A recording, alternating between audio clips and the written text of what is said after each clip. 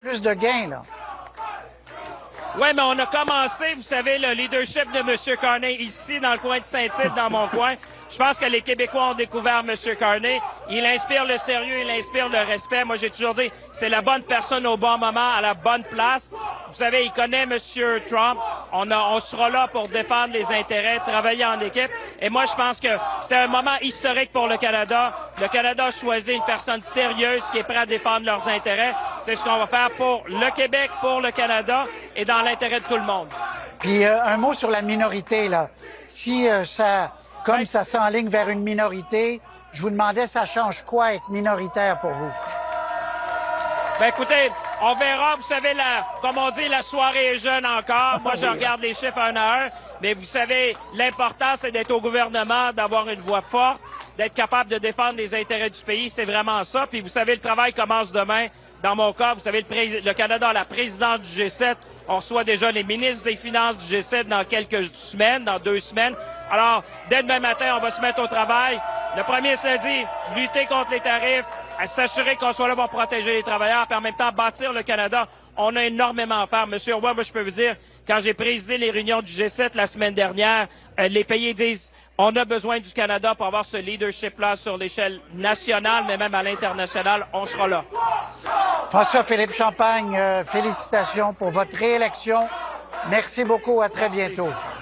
Merci, à très bientôt. À très bientôt. Rivière-des-Mille-Îles, donc ça, c'est des circonscriptions donc qui peuvent tomber dans les mains des libéraux. Linda. Carney will lead, but yes, in case you missed the big moment, the Liberals have secured a 4th mandate led by Mark Carney, who is at this stage waiting to see whether he will be elected in his own riding in Nepean. Ferrani, what are you hearing from your Liberal friends? Are you getting lots of texts? Are people? Are they thinking that a majority is still within reach here? What are they saying? I think obviously a majority government is aspirational. That's what we would like to have. You heard Dominic talk about that earlier, but I think people are elated. I mean, we know where the party was prior to Christmas. Yeah. We know where we were in early January. The fact that it's been such a remarkable swing is a testament to optimism. It's a testament to Mark Carney's leadership. But again, it's a testament to Canadian voters. And I think, you know, when I think back about what's really changed in the last little while, I think if you're looking at somebody who you need to stand up to an American threat that is as clear and demonstrative as Donald Trump, and you have somebody who's posturing themselves that they want to be that person, Pierre Poilievre, who shows an inability to stand up to Preston Manning and Danielle Smith, I think you know you don't have the right individual. When you have somebody who still continues to speak in 3-word slogans as opposed to presenting an accurate plan, an outlined plan, a professionalized plan, you don't have the right person. Canadians have realized this. And as I said earlier on the show, I think Quebecers have realized this,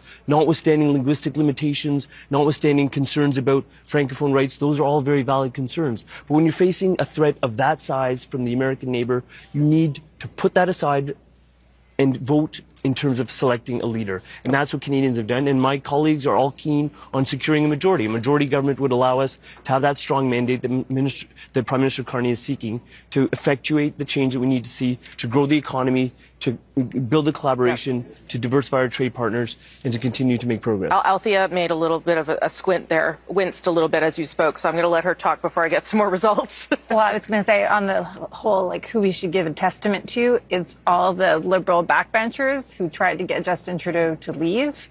Chrystia Freeland, who finally, frankly, knifed him. If Justin Trudeau had not left, there is no way we would see the result that we are seeing right now, even with Donald Trump in the White House. So there's other people. There's lots of things going on. Yeah. Create the scenario that we find ourselves in at the moment. And also, pretty soon people won't be able to vote, so you don't need to convince them to vote for the Yes, you've already won. You've already won. The votes have already been cast. We're just waiting to see how it goes. But it's hard to shake it off, I understand. I think Ian has some early results. Yeah, in British Columbia, as we've said, the Conservatives, Liberals, and NDP have done well there. They certainly did well there in 2021, and so there's a lot of potential, particularly for the Liberals and the Conservatives, to pick up seats. Let's look at some early results with some potential changes. North Island, Powell River, this has been a stronghold for the NDP, and right now in the lead there. So we'll keep an eye on that. Let's take a look at in the interior, Silkameen, South Okanagan, West Kootenay. Again, relatively close, but this would be a pickup for the Conservatives if they could hang on to this. Helena Conans is a former professional tennis player and competed in Wimbledon and at the U.S. Open. I did not know that, and I find that really interesting. And South Surrey, White Rock, obviously really low numbers. We just wanted to show this to you because it would be a change if this were to hold. And interesting, Ernie Klassen was acclaimed as the candidate. I think we're seeing a lot of that across the country, right, where candidates who were acclaimed when maybe nobody else really wanted the nomination. I'm not sure if that's what happened there, but you know, some of those people are going to end up going to the House of Commons. Okay. All right. Let's have a look at someone who is having a difficult night, but at least his own riding is secure. That's Yves-François Blanchet in the riding of Belleuil-Chambly. He has won handily in that riding, but he is probably not enjoying the evening so far, given where things are tracking for the Bloc. Remember, at last vote, the Bloc Québécois had 35 seats, and right now they're tracking towards 23. We'll continue to watch some of those numbers because, as we've told you, the vote is changing. It is close still in many, many ridings across the country, and that is why we are waiting to tell you whether you have a minority or majority government. Rafi Bouchikanian, I can see you there. Yves-François Blanchet has been elected. We have the Decision Desk has projected him elected, but not a strong evening so far for the Bloc Québécois. What are you hearing? Donc là, ils sont à 23. 23. Donc, ça va se stabiliser autour de ça. C'est ce qu'ils espéraient encore aujourd'hui. Mais plus généralement, sur l'élection de Carney, moi, je pense que le moment, maintenant qu'on a le résultat partiel, le moment qui synthétise la campagne, c'est pendant le débat en anglais, où M. Carney a répondu à M. Poilievre. Vous avez fait campagne contre Trudeau et la taxe carbone. Ils sont partis tous les deux. Et ça résume la campagne, ça plus Trump. Et je pense que ce qui résume la campagne aussi, c'est la décision de M. Carney de la faire la plus courte possible, car il gagne à être méconnu. Parce que moins on le connaît, plus les électeurs peuvent projeter sur lui leur espoir de quelqu'un de compétent, de quelqu'un d'intègre, de quelqu'un qui va bien négocier les choses. Peut-être que tout ça sera vrai. Mais évidemment, plus on connaît quelqu'un, plus on voit ses failles, et il avait intérêt à ce que la campagne se termine maintenant. Alors, je souligne aux gens qui nous écoutent pendant qu'on voit des images en direct d'Alexis qui vient de remporter cette immense circonscription pour le Bloc québécois. Je souligne aux gens que 119, voyez le Parti conservateur à 119, c'est exactement le score qu'ils avaient en 2021 en termes de sièges. Là, il manque le... Et en termes de pourcentage, ils ont fait un gain quand même important.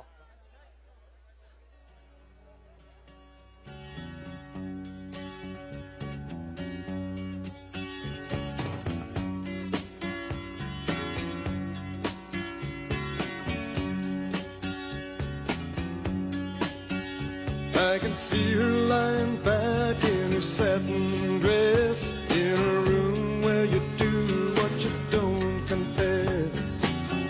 Sundown, you better take care if I find you've been creeping round my back stairs. Sundown, you better take care if I find you've been creeping round my back stairs. She's been looking like a queen in a sailor's dream, and she don't always say what she really means. Sometimes I think it's a shame when I get feeling better when I'm feeling no pain. Sometimes I think it's a shame when I get feeling better when I'm feeling no pain.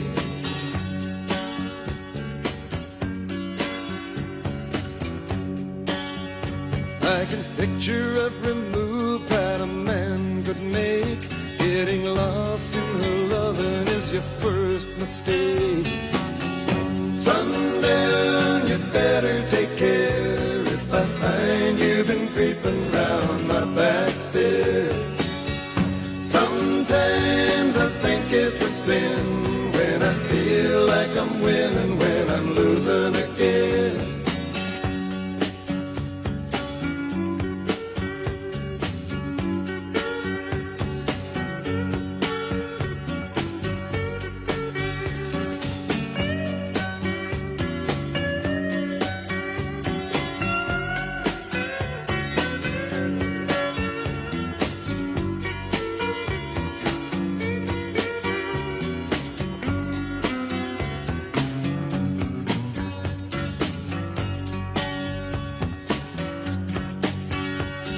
can see her looking fast in her faded jeans. She's a hard-loving woman, got me feeling mean. Sometimes I think it's a shame when I get feeling better, when I'm feeling no pain. Sundown, you better take care if I find you've been creeping round my back stairs. Sundown, you better take care if I find you've been creeping round my back stairs. Sometimes I think it's a sin when I feel like I'm winning, when I'm losing again.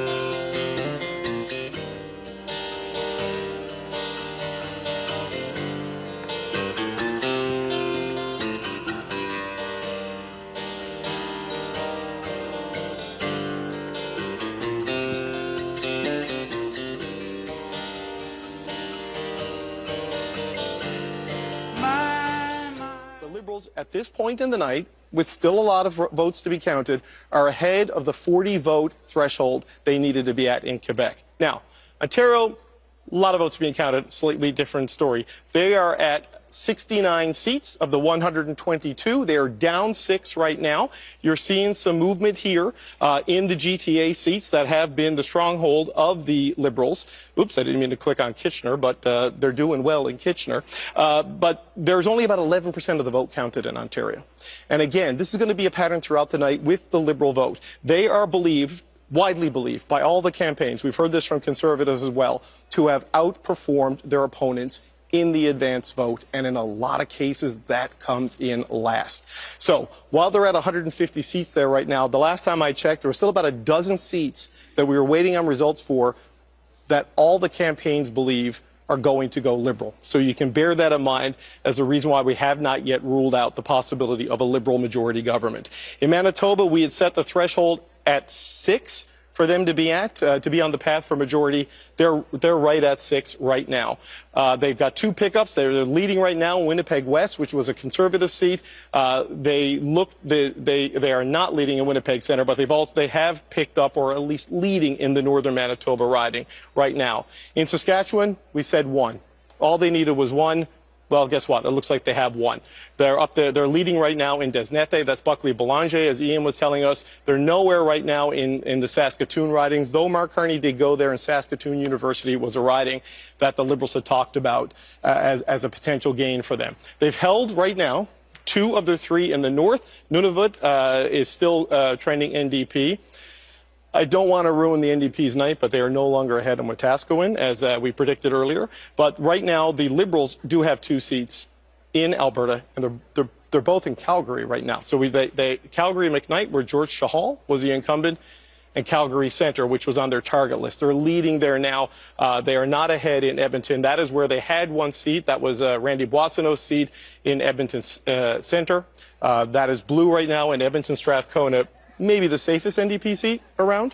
We don't have results from that yet. So with a lot still to come, Rosie, in Vancouver area in particular, the Liberals right now, they only have 8 in BC, but look at this, right? We got a lot to come, but of the 8 that are reporting, the Liberals have 3 pickups, and we're still not fully in to the Vancouver core and the suburbs there, and that is the Liberal stronghold of British Columbia. So they're at 155 right now at this point in time. There's still upside growth there for them. You can see a path to the delta of 17 that they need, and it might actually include Delta, which is a seat they hold on the Lower Mainland. Yeah. Okay, so let me tell you part of the reason why that is there too. Was there a joke there that I missed that I was supposed to? Yeah, I was talking about deltas and deltas, you know, like sort of thing. Don't worry. I got a lot of people talking to me. That was a funny one. Thank you. Sure. There are 47 ridings still where the vote is under 100. So that gives you a sense of why we are still holding off in determining what kind of government this is. But as David rightly points out, it is still possible, and we'll show you more about that in a moment. And just because I have a lot of good colleagues who heard me, the only other Prime Minister to hold a seat in the Ottawa area was John A. Macdonald. So Mark Carney becomes number 2. Ian, over to you. So interesting things happening in British Columbia in terms of the vote. And let's look at the vote change so far in the province of British Columbia. And you see both the Conservatives and the Liberals up. Liberals up by 15 percentage points. And who is down? Well, no surprise. The NDP, almost 16 percentage points. And in some of the ridings, you can see the impact of that. Let's take a look at Kelowna. Kelowna is really interesting because if you look at what happened to the NDP support there, at least as of right now, it was 18% in 2021. It's down to 2.7%. And it seems to be going to both the Conservatives and the Liberals. The Liberals right now in the lead, the incumbent in second place. Let's take a look at Okanagan Lake West, South Kelowna. There, the NDP support has gone from 18.9 percentage points to 5.5. Now, super early, but still interesting to note and to keep an eye on. And now Richmond East, Steveston, this is another riding that kind of shows what's happened to the NDP support. It's gone from 19% in 2021 to 3.7%. Both the Liberals and Conservatives up. It looks like the Conservatives in Richmond East, Steveston might be benefiting more from that drop in NDP support than the Liberals are. But throughout British Columbia, we said this hours ago. I mean, maybe it was yesterday. I'm not sure. But anyway, hours ago. We haven't been here since yesterday, to be fair. It feels that way, yeah, though. I know. Anyway, what would happen to NDP support? Would it drop? It seems to be doing that in British Columbia and in a province where the Liberals and Conservatives are so competitive in so many ridings. Who will benefit the most from that? Still very much in flux, but they both seem to be benefiting. Yeah, you're right. Okay, so let's get another part of that story, and that's to look at whether a majority is still possible here as we wait to make a firm call on what kind of government Canada has chosen. So here you go again. This is back to the House of Commons. All those red seats there, leading and elected. So that gets you up to 157. Now we're going to add incumbents to come. Those are the pink seats. That is 9. So they need to hold the 157 they have, gain 9, and they are still under 6, not quite reaching a majority so far with those numbers. But let me give you another little piece of information that is relevant as we think about whether this is going to be a majority government, and that is that there are 44 ridings where the margin is 100 votes or less.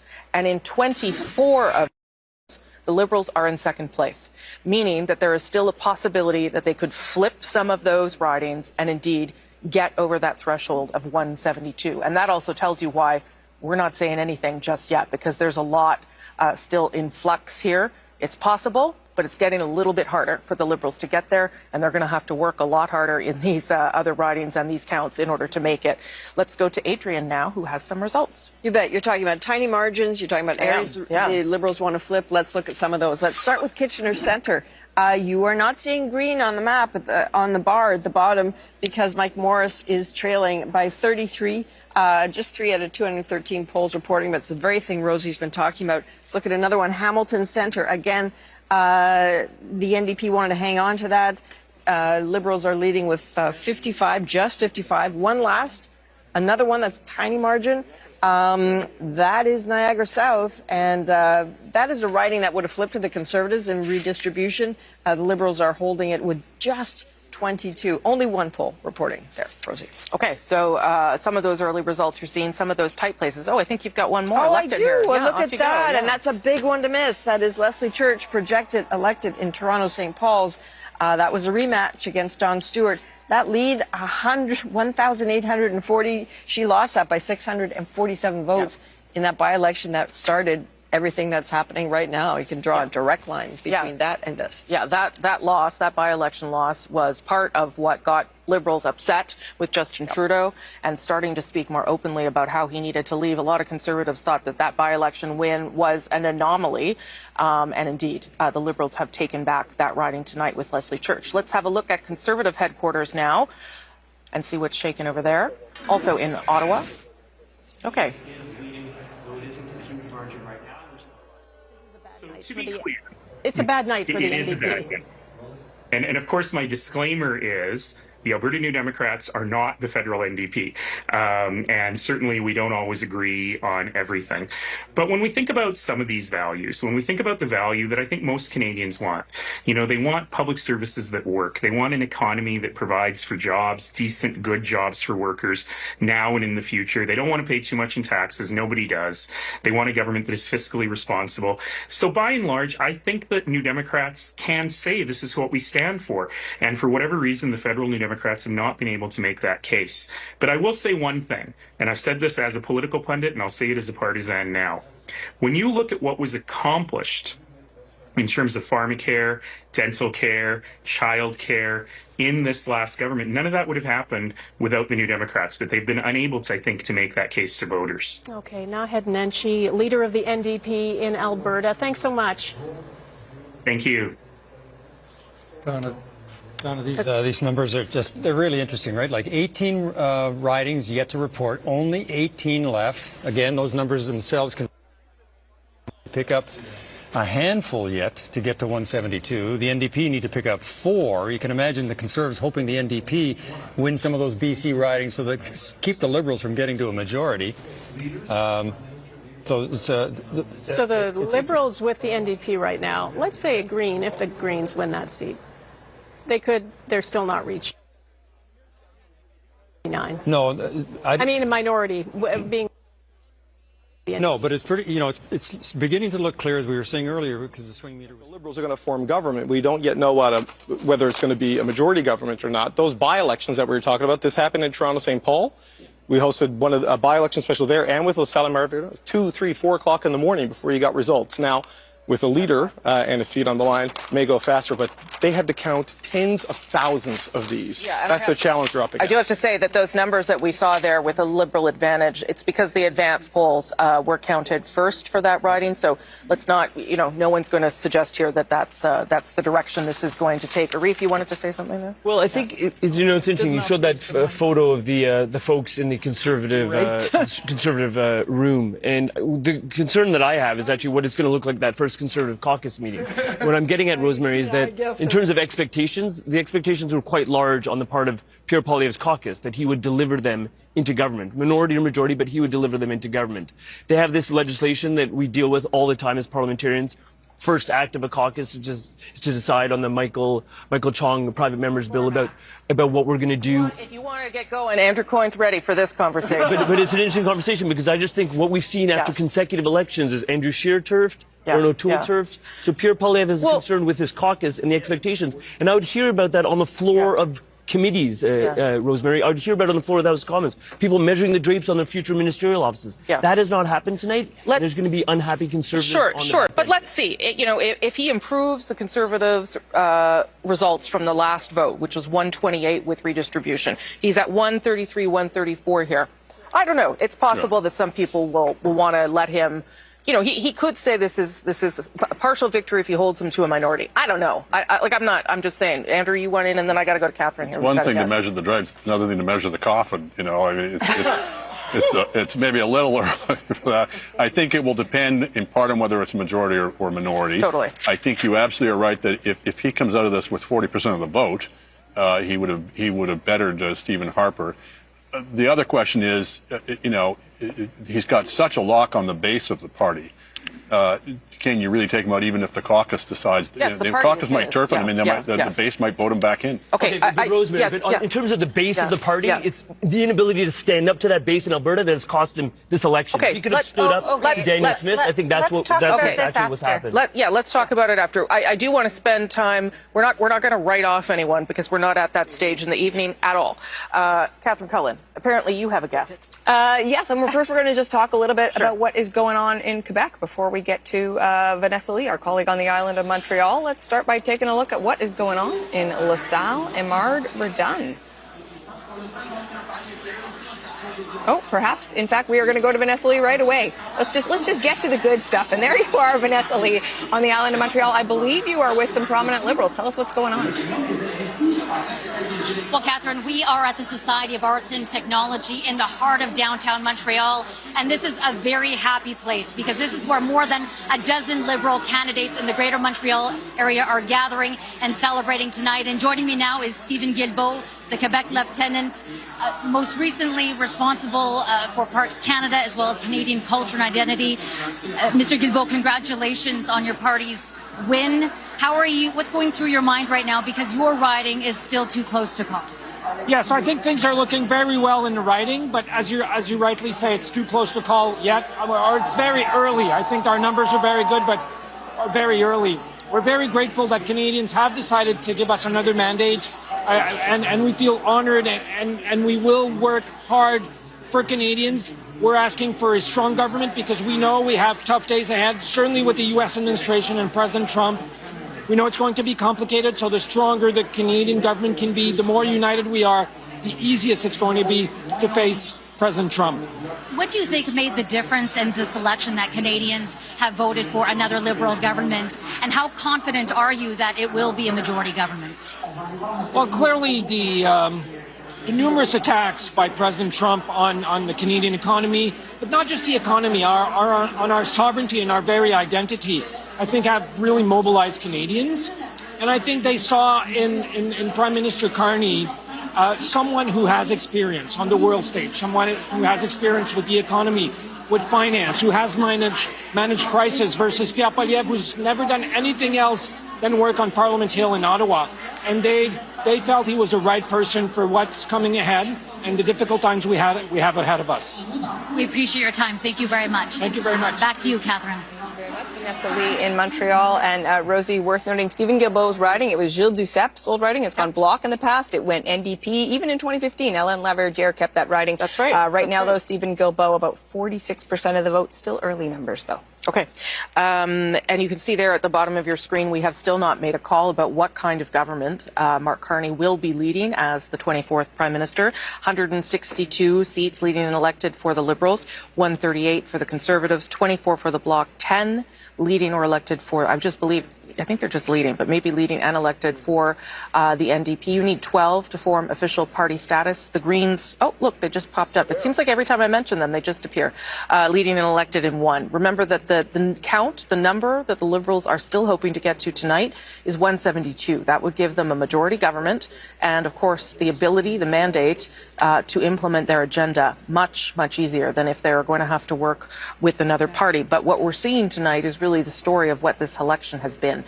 Largely a two-party race and the collapse of the Bloc and the NDP's vote right now. I want to talk maybe a little bit about popular vote and whether it matters here. I'm just looking at our dashboard. The Liberals are at 44.7%, the Conservatives at 40.6%, and I would just note that these numbers are so big, right? They are so big compared to what you would normally see in an election. 2015, for instance, Justin Trudeau won his majority with 39.47% of the popular vote. That is, I guess, just because we're in this two-party race. Is that how I should read that, Chantal? Yeah, you should also wait to have the full score. Yes, of course. What you're getting is a lot of those Alberta Conservative votes that are kind of pushing theirs up, raising the numbers for the Conservatives. But having said that, yes, it is both numbers are way too high for the kind, and that's why when you look at the seats and the possibility of a majority government, it's really hard to have a minority government if you do not have a strong third-party presence.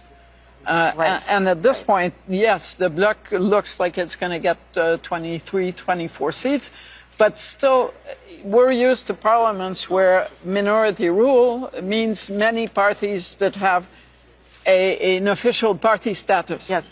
And at this point, that's not where we're going tonight. So I'm curious to see how the night unfolds. Yeah. I notice there are still loads of places where the vote is barely being counted. Yes, there are probably 24 places where, no, 24 places where it has barely been counted. Worth remembering here that 6 of the last 8 federal elections have produced minority governments, right? The last majority government we had, course, was Liberal in 2015. And with 4 parties with official party status, we look like we're going down to 3. I don't really believe there are loads of new Democrat votes hidden in those uncounted votes. No, we might get to 4. Does that concern anyone that there is fewer? Less representation of parties inside the House of Commons in terms of what that means for democracy, Andrew? I don't think it's a good thing or bad thing on its own. I mean, again, you get into the issue of how representative is the popular vote in that regard. How well represented is it in terms of the number of seats? Yeah. But ultimately, the electorate is going to decide whether they want to have a multiplicity of parties, or maybe in the present circumstances. That's the question: is this a one-off? Or does this represent a greater degree of change? We've seen the NDP written off before they came back. We've seen the Liberals written off before. The Bloc too, yeah. We've seen the Bloc. Yeah. So these are enduring brands, and you know, the wheel goes full circle, and they may come back. Chantal, then Althea. On the NDP, they went from no official party status in '93 to decade or 2 later, I admit, but they still, at some point, they had presence across the country, from Atlantic Canada to BC, including Quebec. So that possibility is still there. Do not assume that a victory for the Liberals tonight is necessarily a Liberal reign for all times. No. At some point, the seeds of change will come back, and they might have a better chance to bloom. Yeah, and Liberals probably shouldn't assume that either. Andrew, and then Althea. The one thing I think we should be looking for is not just, you know, will they get over the majority, will BC put them over the top, but also how will the Liberals do in Western Canada? One of the things people have been very worried about, some people, is will another Liberal victory cause Westerners, and some Westerners anyway, to give up on Canada? I should note that the numbers coming in BC and Alberta are looking pretty close to what the polling numbers were suggesting, and the polling numbers are saying the Liberals are going to do better, at least in the popular vote in those provinces, better than they have since 1968. So that should hopefully dampen down some of the sort of attempts to portray this as the West being shut out yet again. We'll see. Last word to you, Althea. Just a few things. So on that is something that the Liberals were quite concerned about, which is why Mr. Carney spent the last day going to Saskatchewan, going to Alberta to make that case, hoping to grab seats that they otherwise did not have. I think it's not a thing about democracy if there are no parties, smaller parties in the House. I think it's just, if the balance of power is the Bloc Québécois, it is an opening for the Conservatives to say that it's an illegitimate coalition, much like they did in 2008, which basically means that we will have another election. But it's not a coalition. It's just one party helps another, right? Right. But they framed the last supply and confidence agreement as a coalition. The Bloc isn't about to sign a supply and confidence agreement with anyone. Of course not. They will do issue by issue as they always have, as they have always communicated. But that will not stop the Conservative Party from framing it in that way. Right. And I think it will make it very difficult, especially if Mr. Poilievre remains the Conservative leader, because I don't see areas where, although there actually are lots of policy areas where they could get together, I don't see the personalities leading to cooperation in the House of Commons, which basically just means that we will have an election, if it is a minority government and the Bloc has a balance of power, either later this year or next year. But at that level, if the NDP doesn't even need official party status, it can have a share of the balance of power. Let's agree that we are not yet in those scenarios where the Bloc was going to become the official opposition, and then I was going to hold a knife to the throat of the government. That's not what's happening. No, I got to get to David Cochrane here. He's got some stuff from the 905. Well, look, this is part of the reason why we are where we are. You see the Liberal number actually retreating a little bit. Right now, they are only at 65 seats in Ontario. They are down 10, down 11, and we're going to look at the Greater Toronto area, and this gives you a sense of where we are right now. So you can see here, Mississauga is blue, a Brampton is blue, another Brampton is blue. So Peel region has been breached by the Conservatives at this point in time. As we were saying earlier, this is the gate that they need to break down and get closer to the downtown part of Toronto if they're going to make it more of a game at the top line numbers, but certainly in Ontario. And the Liberals are having a little bit of a struggle, at least at this hour of the night. Similar story. There we go. In Vaughan Woodbridge, this is a Conservative-held seat. Thornhill, that's Melissa Landsman. But York Centre, this is another Liberal seat that is blue at the moment. And in Richmond Hill, Aurora, Oak Ridge is a Newmarket, Aurora. York Region and Peel Region. The Liberals felt pretty good about Peel Region. There was some top-line polling suggesting that it was tightening up there as you got towards Election Day. And you are seeing that also up in the York Region, which is what the Liberals were the most worried about in their seats in Ontario. But an interesting thing developing as well here in southwestern Ontario, because look, the Conservative number is 144. Like, that's way up for Pierre Poilievre. Like, that is a big increase in the seats, at least at this point in the night. In the NDP, from Hamilton to London to Windsor right now, those are blue. The conventional wisdom was the collapse of the NDP vote would elect Liberals. But if the Liberals and the NDP both are strong second and third, the Conservatives could come up the middle. That may be what is happening in those areas. And just going back to the GTA, I know this was a concern up in the York region here, was that the NDP vote dropping would help the Liberals run up the score in the downtown Toronto core, where they're going to win just by larger margins. But there were not really any NDP vote to be gained in a lot of these 905 outer areas. And that would just, you would have a false sense of how viable you were in those ridings, and you would see Conservatives flip those blue. So the Liberals, still early yet in Ontario, but vote inefficiency not playing in their favor as they are down double-digit seats in a province that pollsters from start to finish had them up double-digit points, right? But that, again, speaks to what we're talking about around the popular vote and the seat efficiency. Nothing is working as it normally would in an election. That's what's happening, right? Yes, and you know, Donald Trump obviously disrupted this entire election. I mean, the U.S. president makes about $400,000 U.S. a year. The Liberals should probably book that as a campaign expense, given the way that it's helped them throughout this thing. But, you know, until we get sort of the urban votes in mass number to know exactly how the cities of Canada are going to vote, and the suburbs of Canada are going to finally vote, and of course British Columbia, it's hard to know if they're going to get there. But the vote efficiency that has helped the Liberals win the 2019 federal election and win the 2021 federal election, despite losing the popular vote, at this stage, we're not yet seeing that. Now, they're starting to tick back up. They're in 161 right now. Them and the New Democrats and the Greens, Rosie, that's a majority. You got a bingo right there. But, you know, that's a whole lot of work that still needs to be sorted out at this point of the night. Okay, thank you so much for that, David Cochrane. If you're just tuning in, we have, in fact, called a Liberal government with Mark Carney as Canada's 24th Prime Minister. He also has been elected for the very first time in his life in the riding of Nepean. We are waiting to see whether it's a minority or a majority. So we're going to go to Adrian now, who's got some results, projected results, maybe that will help us get there. Indeed. So we're looking at a projected elected, the only one that is a flip in Ontario so far. That is Toronto St. Paul's with Leslie Church. Again, the only projected elected flip for the Liberals so far in Ontario. Wouldn't it be interesting to talk to Leslie Church? Well, why don't we do that? Let's talk to Eli Glasner, who is in Toronto St. Paul's with Leslie Church. Hello, Eli.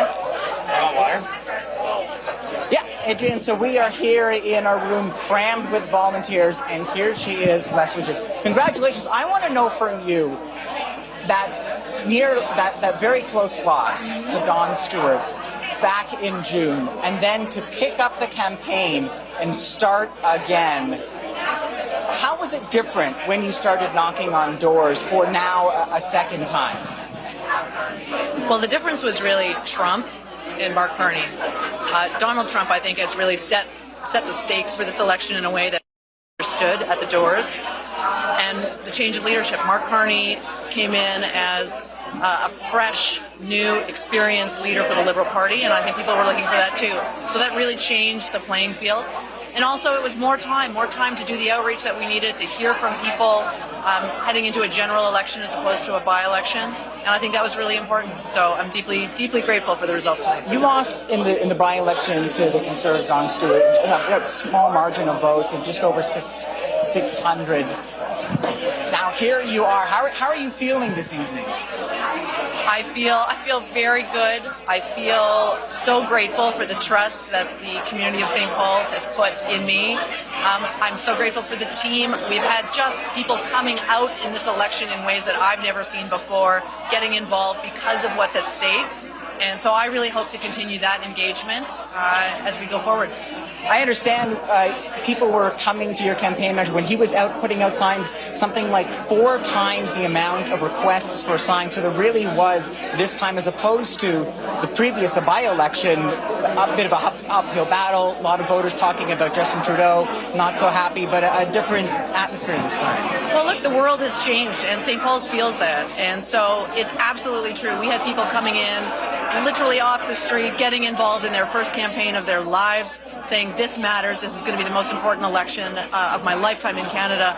And we're proud to be part of a party that is pushing a positive agenda, that wants to build a better future here, and most importantly wants to stand up for Canada in the face of Donald Trump. I mean, that was just an existential threat that really loomed over all of this election. All right, thank you for making time for us. You're welcome. Thank you. There you go, Leslie Church.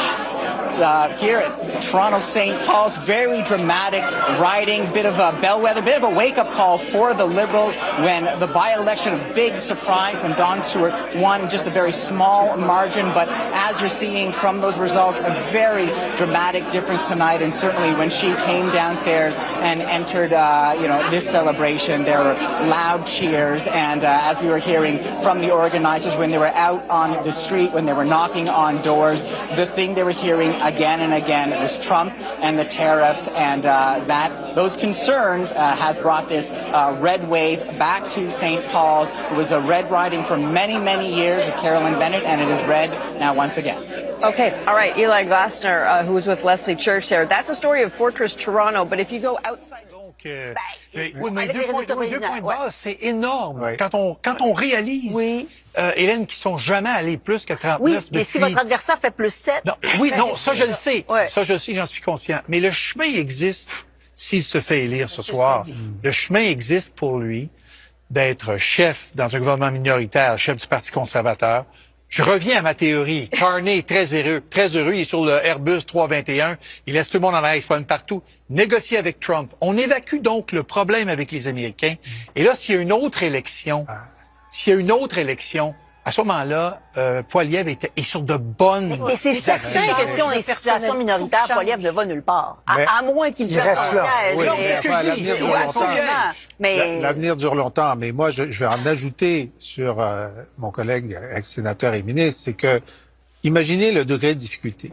Donc, Pierre Poilievre, dans un contexte complètement nouveau, avec un roi fou à Washington, un banquier qui prend la place de Trudeau, et qui lui prend son programme, sur la taxe carbone, sur les baisses d'impôts, et il progresse quand même à 41 %. C'est quand même quelque chose. Ouais. Il n'a pas démérité de la famille conservatrice, et je pense qu'il a un avenir devant lui. À 41, je pense qu'objectivement, Michel, vous êtes d'accord, il n'a pas démérité. Là. Absolument pas. Absolument pas. Puis ce qui est fascinant, c'est que l'Ontario, c'est l'industrie de l'automobile. Et c'est au cœur des négociations avec Trump. Et normalement, les libéraux auraient dû faire des gains beaucoup plus importants. Et là, ce qu'on voit, c'est que c'est les conservateurs qui vont chercher ce vote-là d'une certaine façon. Puis je le regarde pas là, circonscription par circonscription, mais sur le principe même, l'Ontario, c'est important. Et dans ce sens-là, sa stratégie d'aller vers les travailleurs aux dépens du NPD, qui normalement devrait être le parti des travailleurs et des syndicats, ce soir, c'est les conservateurs qui récoltent ce fruit-là. Et juste pour terminer sur ce que Michael dit, je sais que lui, il pense qu'à Noël, c'est terminé. Moi, je pense pas qu'à Noël, c'est terminé, dans le sens qu'il y aura avec Trump, il y aura d'autres conséquences. Et c'est pour ça que c'est important de voir si c'est un gouvernement minoritaire, ça change la donne pour le reste des... En tout cas, ça ressemble à ça, ce qu'on a devant les yeux. Là. Je sais pas ce que a pris le conseiller libéral, à moins qu'il y ait des chiffres qu'on comprenne pas. Là. Mais ce qui est intéressant... Ah, excusez. Sébastien, Grand Toronto. Oui, Grand Toronto, c'est là que ça s'est joué pour distancer le Parti libéral d'un gouvernement majoritaire au moment où on se parle, parce que les conservateurs ont quand même fait des gains. Regardez ça, c'est les résultats de ce soir. victoire. Donc, vous voyez le bleu qui est ici. Le bleu qui est ici, c'est des circonscriptions où les conservateurs sont en avance comparativement à 2021. Donc, c'est des prises pour le Parti conservateur qui rentrent un peu dans Toronto. Et si on regarde de façon plus générale d'autres sections de l'Ontario, ici aussi, c'était très conservateur avec des grosses circonscriptions, mais dans l'analyse un peu plus fine, ils ont aussi fait des gains sur les libéraux, notamment ici. Donc, l'Ontario a livré d'une certaine façon pour les conservateurs et n'a pas livré pour les libéraux, ce qui fait en sorte qu'on se retrouve avec les chiffres actuels. Ça se resserre quand même 156-148. Alors, c'est pour ça que j'ai un grand point d'interrogation avec peut-être le texto du contact de Louis. C'est un texto il y a 3 heures. Où il y a du piratage. Parce que ce qui est intéressant à l'Ontario, Sébastien parle de Toronto, mais effectivement, le sud-ouest de l'Ontario, c'est important. Ce sont ces circonscriptions qu'on appelle les pivots, celles qui passent du rouge au bleu d'une circonscription à l'autre. Et moi, je regardais des endroits comme Aurora, Cambridge, Flamborough, Milton, Markham, Unionville. Tous ces endroits-là sont en train de basculer bleu. Et ça, c'était là-dessus que misaient les libéraux et ça ne s'est pas produit. Au total, c'est 16 sièges de plus pour les conservateurs en Ontario au moment où on se parle. C'est vraiment pas ce qu'on prévoit. Alors, je vous redonne la parole, mais une petite seconde pour préciser une chose. Il y a actuellement, à 23h10, 33 luttes extrêmement serrées. Et donc, je refais le fil avec le conseiller qui a parlé à notre ami, c'est que si dans les 33 luttes, il y en a 20 qui tombent du côté rouge, ils ont effectivement une possibilité encore de devenir majoritaire. Il y en a 33 là où c'est serré, et c'est arrivé. Si elles tombent de l'autre côté? S'ils tombent, non, mais les libéraux, je vous donne un exemple tout de suite, Michael. Surrey Sud, White Rock. 2 petites voix, là c'est du... Puis là, ça a changé 3 fois. Alors, Victoria, plus 7, si ça se confirme pour lui, ça compte pas parce qu'il est dans les avances ou en tête, là. Bon, en voici une. Si Jill McKnight prend le dessus sur Jesse Saota, les libéraux en ajoutent une. Alors, il y en a comme ça 30, 33 même. Ce qui fait que on ne peut pas pour l'instant confirmer que le sort de Carney est minoritaire et c'est comme ça dans Cumberland, Colchester. Si vous voulez faire 22, la mathématique, Patrice, les bloquistes, je dis pas qu'ils veulent faire ça, qu'ils vont faire ça, mais ils pourraient gouverner avec les conservateurs. Absolument. Et je pensais à ça tantôt. Si Poilievre avait bâti des ponts, on revient tout le temps à ça. Si tu bâtis des ponts, puis tu as des amis, puis tu cries pas Brédolbon, quand c'est le temps de faire un truc comme ça, les gens sont plus ouverts. Sauf que ça alors, serait 156, 148. On dit pas que ça va se faire. Non. Mais gouverner il pourrait si. Mais rappelons-nous, à l'époque de Harper, l'idée était, c'est ce que les conservateurs disaient, que c'est le premier parti, celui qui a le plus de sièges, qui doit faire le gouvernement et qu'une telle coalition qui serait formée avec le 2e et le 3e serait illégitime. Alors, je verrais mal M. Poilievre jouer. C'est l'argumentaire de M. Harper à l'époque. Intéressant. Oui, il n'est pas là aujourd'hui pour défendre cet argumentaire. Oui, c'est à lui qui a la première tentative de faire le gouvernement. S'il échoue, il peut y avoir une deuxième tentative avec avec l'opposition officielle appuyée par d'autres partis. Alexandre Boulris réélu. 5e mandat pour Alexandre Boulris dans Rosemont, la petite patrie. Donc, confortable pour M. Boulris qui se retrouve dans un caucus pour l'instant de 11. Gérard Deltel réélu aussi facilement dans Louis-Saint-Laurent, Akiawandrac. Et Lévis-Lotbinière, Jacques Gourde, tiens. Donc, les périodes de questions vont être... le futur Louis Plamondon. Bonne nouvelle pour Infoman. 8e mandat pour M. Oui, Gourde. mais he's coming up. Ah oui, mais Infoman a fait campagne, je suis sûr. Laurier-Sainte-Marie, élu, Stephen Guilbeault, ministre de la Culture et d'Identité canadienne. Donc, élu, c'est Nina Machouf qui arrive 2e. Et University Rosedale, c'est réglé pour Chrystia Freeland. Je l'ai répété 2-3 reprises, Mme Freeland, qui et elle parle en ce moment. Elle est un peu responsable de tout ce qu'on est en train de décrire, de vivre actuellement dans le Grand Montréal. Grand Montréal. Sébastien. Voilà, les libéraux ont réussi à aller chercher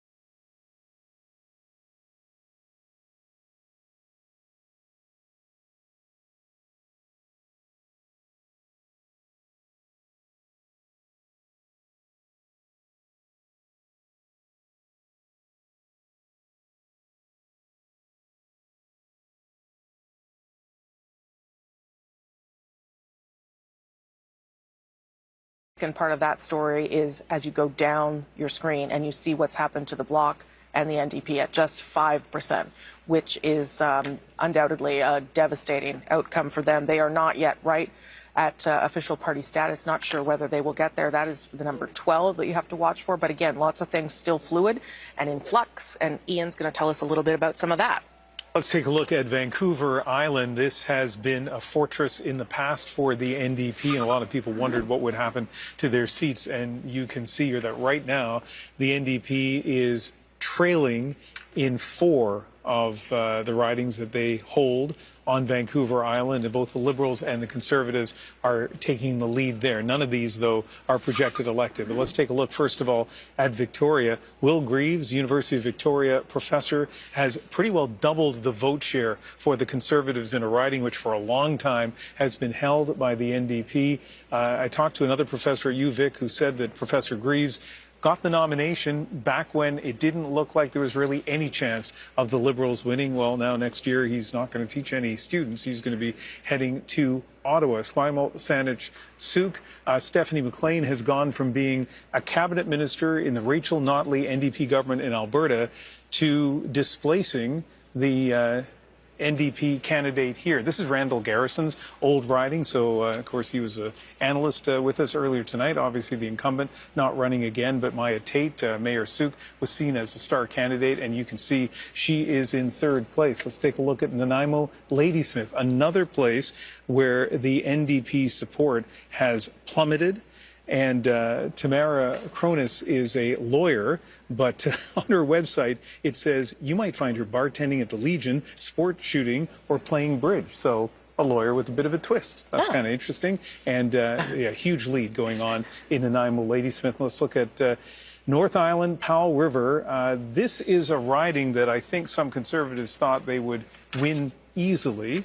And this is a riding that so far the NDP candidate, who is not the incumbent, has managed to hold on to more or less the share that the NDP had last time around. But still, Conservatives in the lead by just over 500 votes, Rosemary. Okay, thank you for that, Ian. I'm going to show a couple of boards myself now to explain a little bit more of the story we're seeing tonight. This is sort of what we call a party summary board, how they're doing right across the country at this stage in the evening. So you can see their vote share 5.5% overall.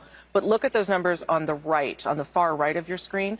Those numbers down. The NDP is down in every region of the country. And let me show you where some of that has gone by showing you this next board. This is the Liberal Party. Overall, 42.6%. But look at that. Look at what has happened to them on the right of your screen. Up in every single region of the country. And that explains a little bit where we are tonight. That collapse of the NDP, yes, has supported everyone, the Conservatives and the Liberals, but the Liberals really surging with some support growth, some growth in every part of the country. Let's go to David Cochrane. Yeah, Rosie, I mean, the NDP are down by double-digit percentage points everywhere. They could go down by double-digit percentage points. The only spot where they're not are the ones where they were in the single digits to begin with. But look, the path to party status was a difficult one for the NDP coming into Jagmeet Singh's 3rd national election. They need 12 seats to get there. It's going to be tough. They have nothing in Atlantic Canada. We know that. They do have 1 seat in the island of Montreal. Alexander Boularice was re-elected in the Rosemont-La Petite-Patrie riding. That's one. He's the Eastern Canadian flank. We do have them leading in Nunavut, but I don't believe they're elected yet in Nunavut. But let's look at Ontario. Let's look at Greater Toronto Area. Olivia Chow is the mayor of Toronto. There is not a single speck of orange anywhere to see in the GTA. We go into southwestern Ontario, northern Ontario. That was Charlie Angus' seat. Right now, that is blue on our map. You go into southwestern Ontario. There was an NDP seat in Windsor. Right now it is blue. There was one in London. Right now it is blue. You go further east into Hamilton. There was an NDP seat. Right now it is blue. Their vote collapse, while the Liberals have gone up, the vote inefficiency has created a path for Conservatives in a lot of seats that I'm getting texts from people in the NDP campaign saying this is the consequence of strategic voting. People hurrying to the Liberals stop the NDP from stopping Conservatives in seats where if they're voted held, they might have won. Either way, they have 2 seats basically in the north and all of eastern Canada. You get into Manitoba, you go into Winnipeg. This was another place where they had 3 seats coming into this. Right now, Leah Gazan is the last new Democrat standing in Manitoba. She has been elected, I'm told, in Manitoba. In Saskatchewan, they are nowhere at this point in time. You go into Alberta, you go to Edmonton. We already reported earlier Blake Desjardins had lost his riding of Edmonton-Griesbach. Heather McPherson is leading right now in Edmonton-Strathcona. So that means, really, obviously, no growth potential here. No growth potential here. It all comes down to British Columbia. This is where the core of the NDP caucus was. They had 13 seats in the last parliament from British Columbia. Ian talked about what's happening on Vancouver Island. Well, you know, this is going to be tight. It's already one of the orange seats has flipped blue as the counting goes back and forth. You know, I have described Vancouver Island as the Narnia of Canadian politics. You got green, red, blue, and orange. Nowhere else in the country does that happen, but it's playing out here on Vancouver Island. But you have Liberals in Victoria leading right now for the first time since David Anderson was a member of Parliament in the Chrétien years. But look, this is where it really comes down to right now, is the Lower Mainland. In Greater Vancouver, there were 5 NDP seats in Vancouver, including the leader, Jagmeet Singh. He's trailing right now. The others are close. Don Davies in Vancouver Kingsway, the last update I had on that was less than 300 votes. So these are the areas where the NDP needs to come back, Rosie, if they're going to get to the 12 seats. But is out of their vote. It's up to Vancouver to put it back in there. And I don't know if they have enough time and enough ground game to get it done at this stage of the night. Okay. Thank you for that, David. We can, though, elect another leader. Let's show you that. Elizabeth May has won her riding of Saanich Gulf Islands with a significant lead, more than 2,500 votes. She was first elected in 2011. She continues to be the co-leader of the party. Her other co-leader lost in his riding in Outremont, so we'll see what that means for the future of that party. But right now, only one seat, and it's hers, in British Columbia. She has always been an effective parliamentarian, but obviously difficult when growth continues to elude that party, particularly in an election like this. Chantal Hébert, what are you thinking? I think this is what it looks like when we have a two-party system. Yeah. And the nights get long because it's a one-on-one battle. Yeah. And there are so many contradictions. I keep going back to the riding of Carleton. Yes. Mr. Poilievre's riding, which after 40 polls now, he is still lagging well behind. I'm not saying he's going to lose, but you would think they've done well in Ontario. And yet in his riding, this is happening. But the night we're having now is a direct product of the fact that we had a binary campaign. Yeah. And the reason why we're all a bit trying to find our footing is because we've never done an election night that was like this one. Yeah. Where none of the usual assumptions allow us to know how this is going to end. Yeah. Yes, we know it's going to end with the Liberal government. Yes. I also believe the advance poll thing and the lack of a protocol forces us to not go anywhere because we don't know where those votes have been counted. Yeah.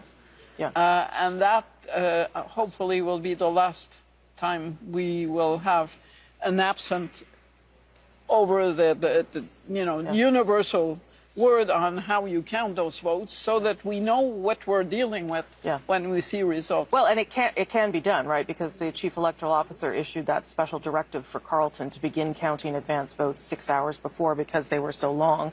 Again, it is the choice of the returning officer, so that's what they get to decide. I guess the issue is, should they be able to decide that way? I will remember an election.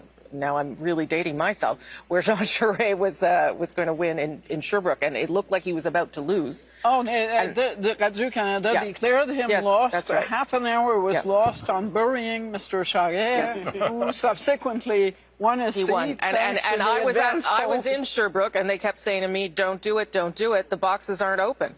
And that is exactly what happened. The advance ballots got opened, and he clinched his riding. So you know why I'm obsessing over advance votes? Because I lived through that. Yeah. Andrew. Yeah, I have one small concern about that, which is figure in Edmonton, Omar, but a big hit for the NDP there as well.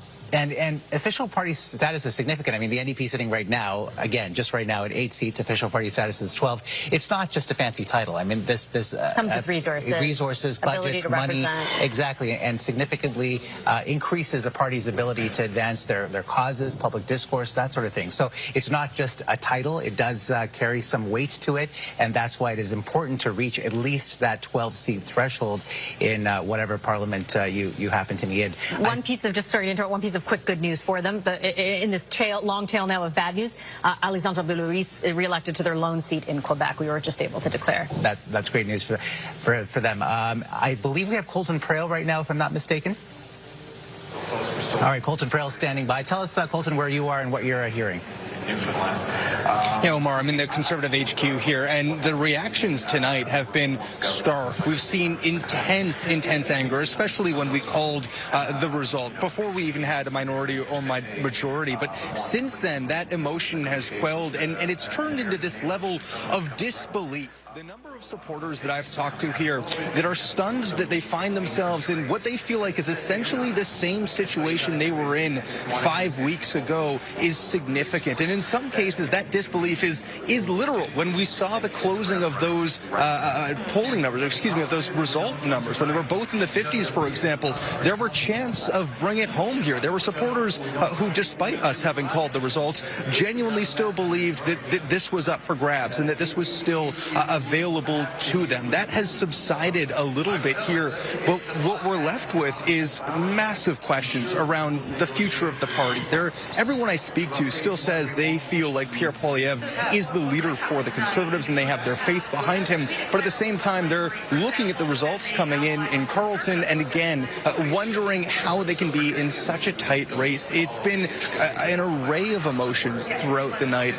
The party officials who I've spoke to have had a very different reaction, and I think it is important to highlight they feel good. I mean, this is obviously not the result that they were looking for, but they are proud of the campaign they run, and I think that speaks to why this level of disbelief is here. So many of these people were at the rallies, they were surrounded by thousands of other supporters, and they're just having a hard time grasping how what they experienced there could translate into the results they're seeing tonight. Every single person in that room right now, Colton, is going to be watching to see what happens with Pierre Poilievre in his home riding of Carleton Dashu. Yeah, edge of your seat stuff. We want to return to that story of the NDP suffering some really significant losses that puts their status as an official party in jeopardy. Jagmeet Singh now in third position in Burnaby Central. His riding, we're waiting to see conclusively what happens there, but it's not looking good for the leader of the NDP. Let's head over to Burnaby, where we find our Judy Trin. She is reporting from the NDP headquarters this evening. Judy, what is the mood there right now? How are they internalizing what we are seeing in the form of these results? Vashi, they are trying to remain upbeat. As you can hear behind me, they are trying to cheer for any positive result that has come in that they see on the board. But let's face it, in Burnaby right now, Jagmeet Singh is polling third. He is far behind the Liberal candidate as well as the Conservative candidate. It's important to point out that these are two relative unknowns. He was the incumbent, he had the brand recognition, and he is in third place at this point. What I can tell you and what I think is the story is this collapse of the NDP in Ontario. And what is interesting to me is when you look at where the votes are going, where are the NDP votes going, right? Specifically in Southwest Ontario. What is interesting is that in London, as well as in Windsor, those seats, those NDP seats went to Conservative candidates. And I want to give our viewers a little bit of context. Pierre Poilievre was the last leader to visit Windsor. He actually visited Windsor, but his time on April 11th. But his timing may have been perfect in regards to speaking to the constituents there. He visited Windsor on April 11th. That was the day that the GM plant, electric vehicle plant, CAMI, announced that it was going to go under a partial shutdown, a temporary shutdown. They said it wasn't related to the tariffs, but it was related to declining sales. So once again, he was in that region espousing his message while Mark Carney was in Ottawa, while Jagmeet Singh was also in Ottawa at the time. So whether or not, even despite being the last leader to visit this automotive heartland, the manufacturing heartland of Canada, whether or not he was able to speak most directly to the people. And I think that also the other story that just sticks out for me is that the NDP really wanted to talk about the fact that they were endorsed by so many unions, the most unions of any party, despite the fact that Liberals and the Conservatives were actively courting. Unions that represented more than 1 million workers. But those unions, those unionized workers may not have showed up for them at the polls. Vashi, Omar. All right. Thank you so much, Judy. A lot of different results coming in British Columbia. We're seeing some significant pickups for the Conservatives, but also for the Liberals, all of it at the expense of the NDP. A lot to watch there. It's a very dynamic situation, and it's going to inform where those numbers at the bottom of your screen actually end up over the course of the evening.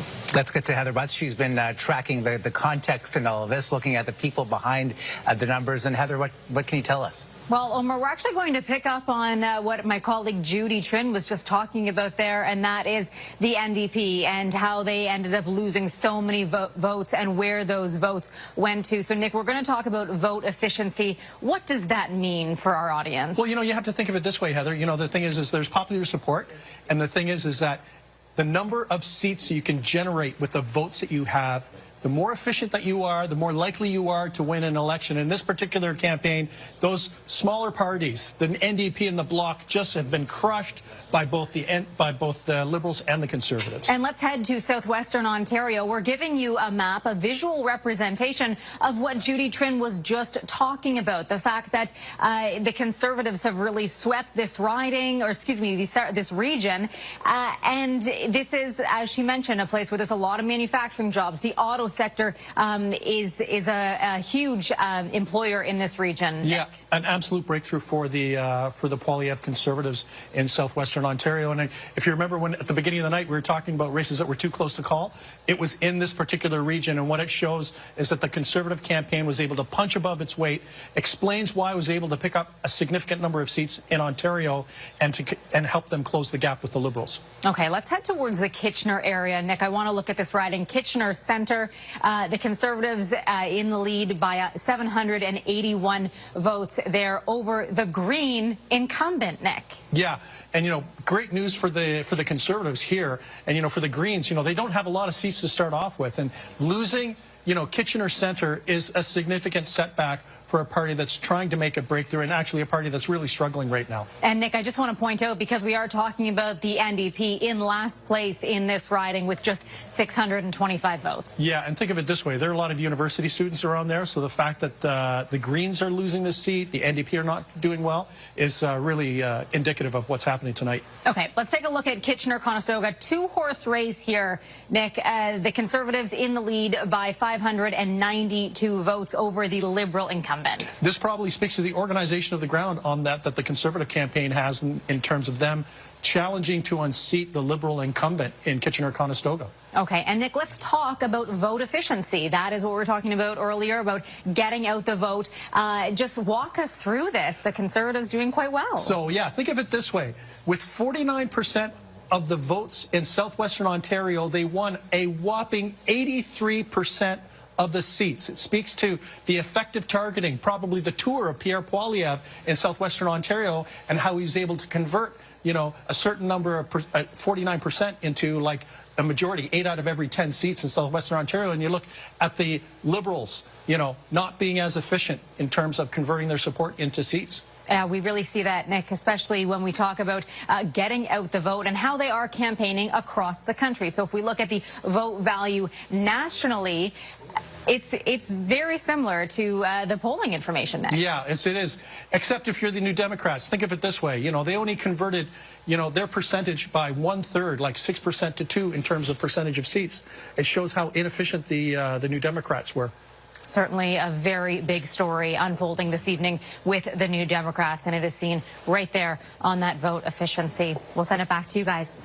All right, Heather, thank you so much. I want to send it to Geneviève Beauchemin, who's at Liberal headquarters right now. And obviously, you know, positive news for the Liberals, if you're a Liberal, seeing the fact that there is, Geneviève, generation under Jagmeet Singh, a pharmacare plan that the Conservatives and Liberals had voted against time and time again, and that was only 25. So yeah, it's going to be a lot of work, but New Democrats are used to a lot of work. We're used to doing this, and we are going to hold the Liberal government accountable, and they are going to have to live up to their promises to Canadians to make life more affordable, to make sure that groceries are affordable, to make sure that there is housing and people can afford somewhere to live. Well, there are a lot of issues there that you just mentioned that I'm sure resonate with many Canadians. Heather McPherson, congratulations again. Thank you so much for your time. Thanks so much. Now, Catherine, Heather won this seat pretty firmly back in 2021 with 60% of the vote. We have called it so far for Heather in this moment. Polls are still reporting, but we are looking at about 12 percentage points less at the moment. We'll see where the night takes us. Really interesting. Thank you very much for that. The CBC's Sam Sampson. And Rosemary, Heather McPherson saying the future of the NDP is in this room. Pretty noteworthy when they have not right now. They don't have official party status, and the party's leader is in trouble in his own riding. Yeah, and let me show you just that very thing. There you go. Jagmeet Singh continues to trail, continues to be in third place. That's where he's been this night in his riding of Burnaby Central. It had been a concern for the party, and it continues to be so. So we'll see whether Mr. Singh is even able to hang on to his own riding in Burnaby South. And so I'm going to go to Randall Garrison. I brought him out there. So we'll start with the good for you, Heather McPherson.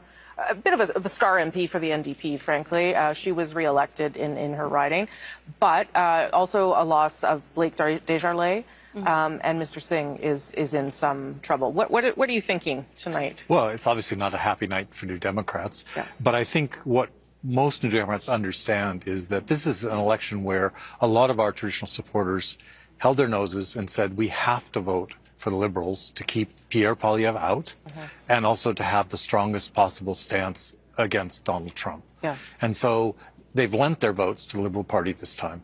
But remember, the NDP is still the government in 2 provinces. We're the official opposition in 4 provinces. I still see a path to 12 seats there because the NDP heavily works advanced polls and everyone knows that. I think we could still end up with 12. I think the Liberals could still end up 12 seats short of a majority. So we could still have a fairly positive outcome. But I'm not trying to say that this is a good night for us. No, you're not going to sugarcoat it. You're a political scientist and recovering politician. Recovering both. So, but I think there's room to rebuild from this, and that Canadians will remember that Mark Carney is first and foremost a banker and an investment capitalist.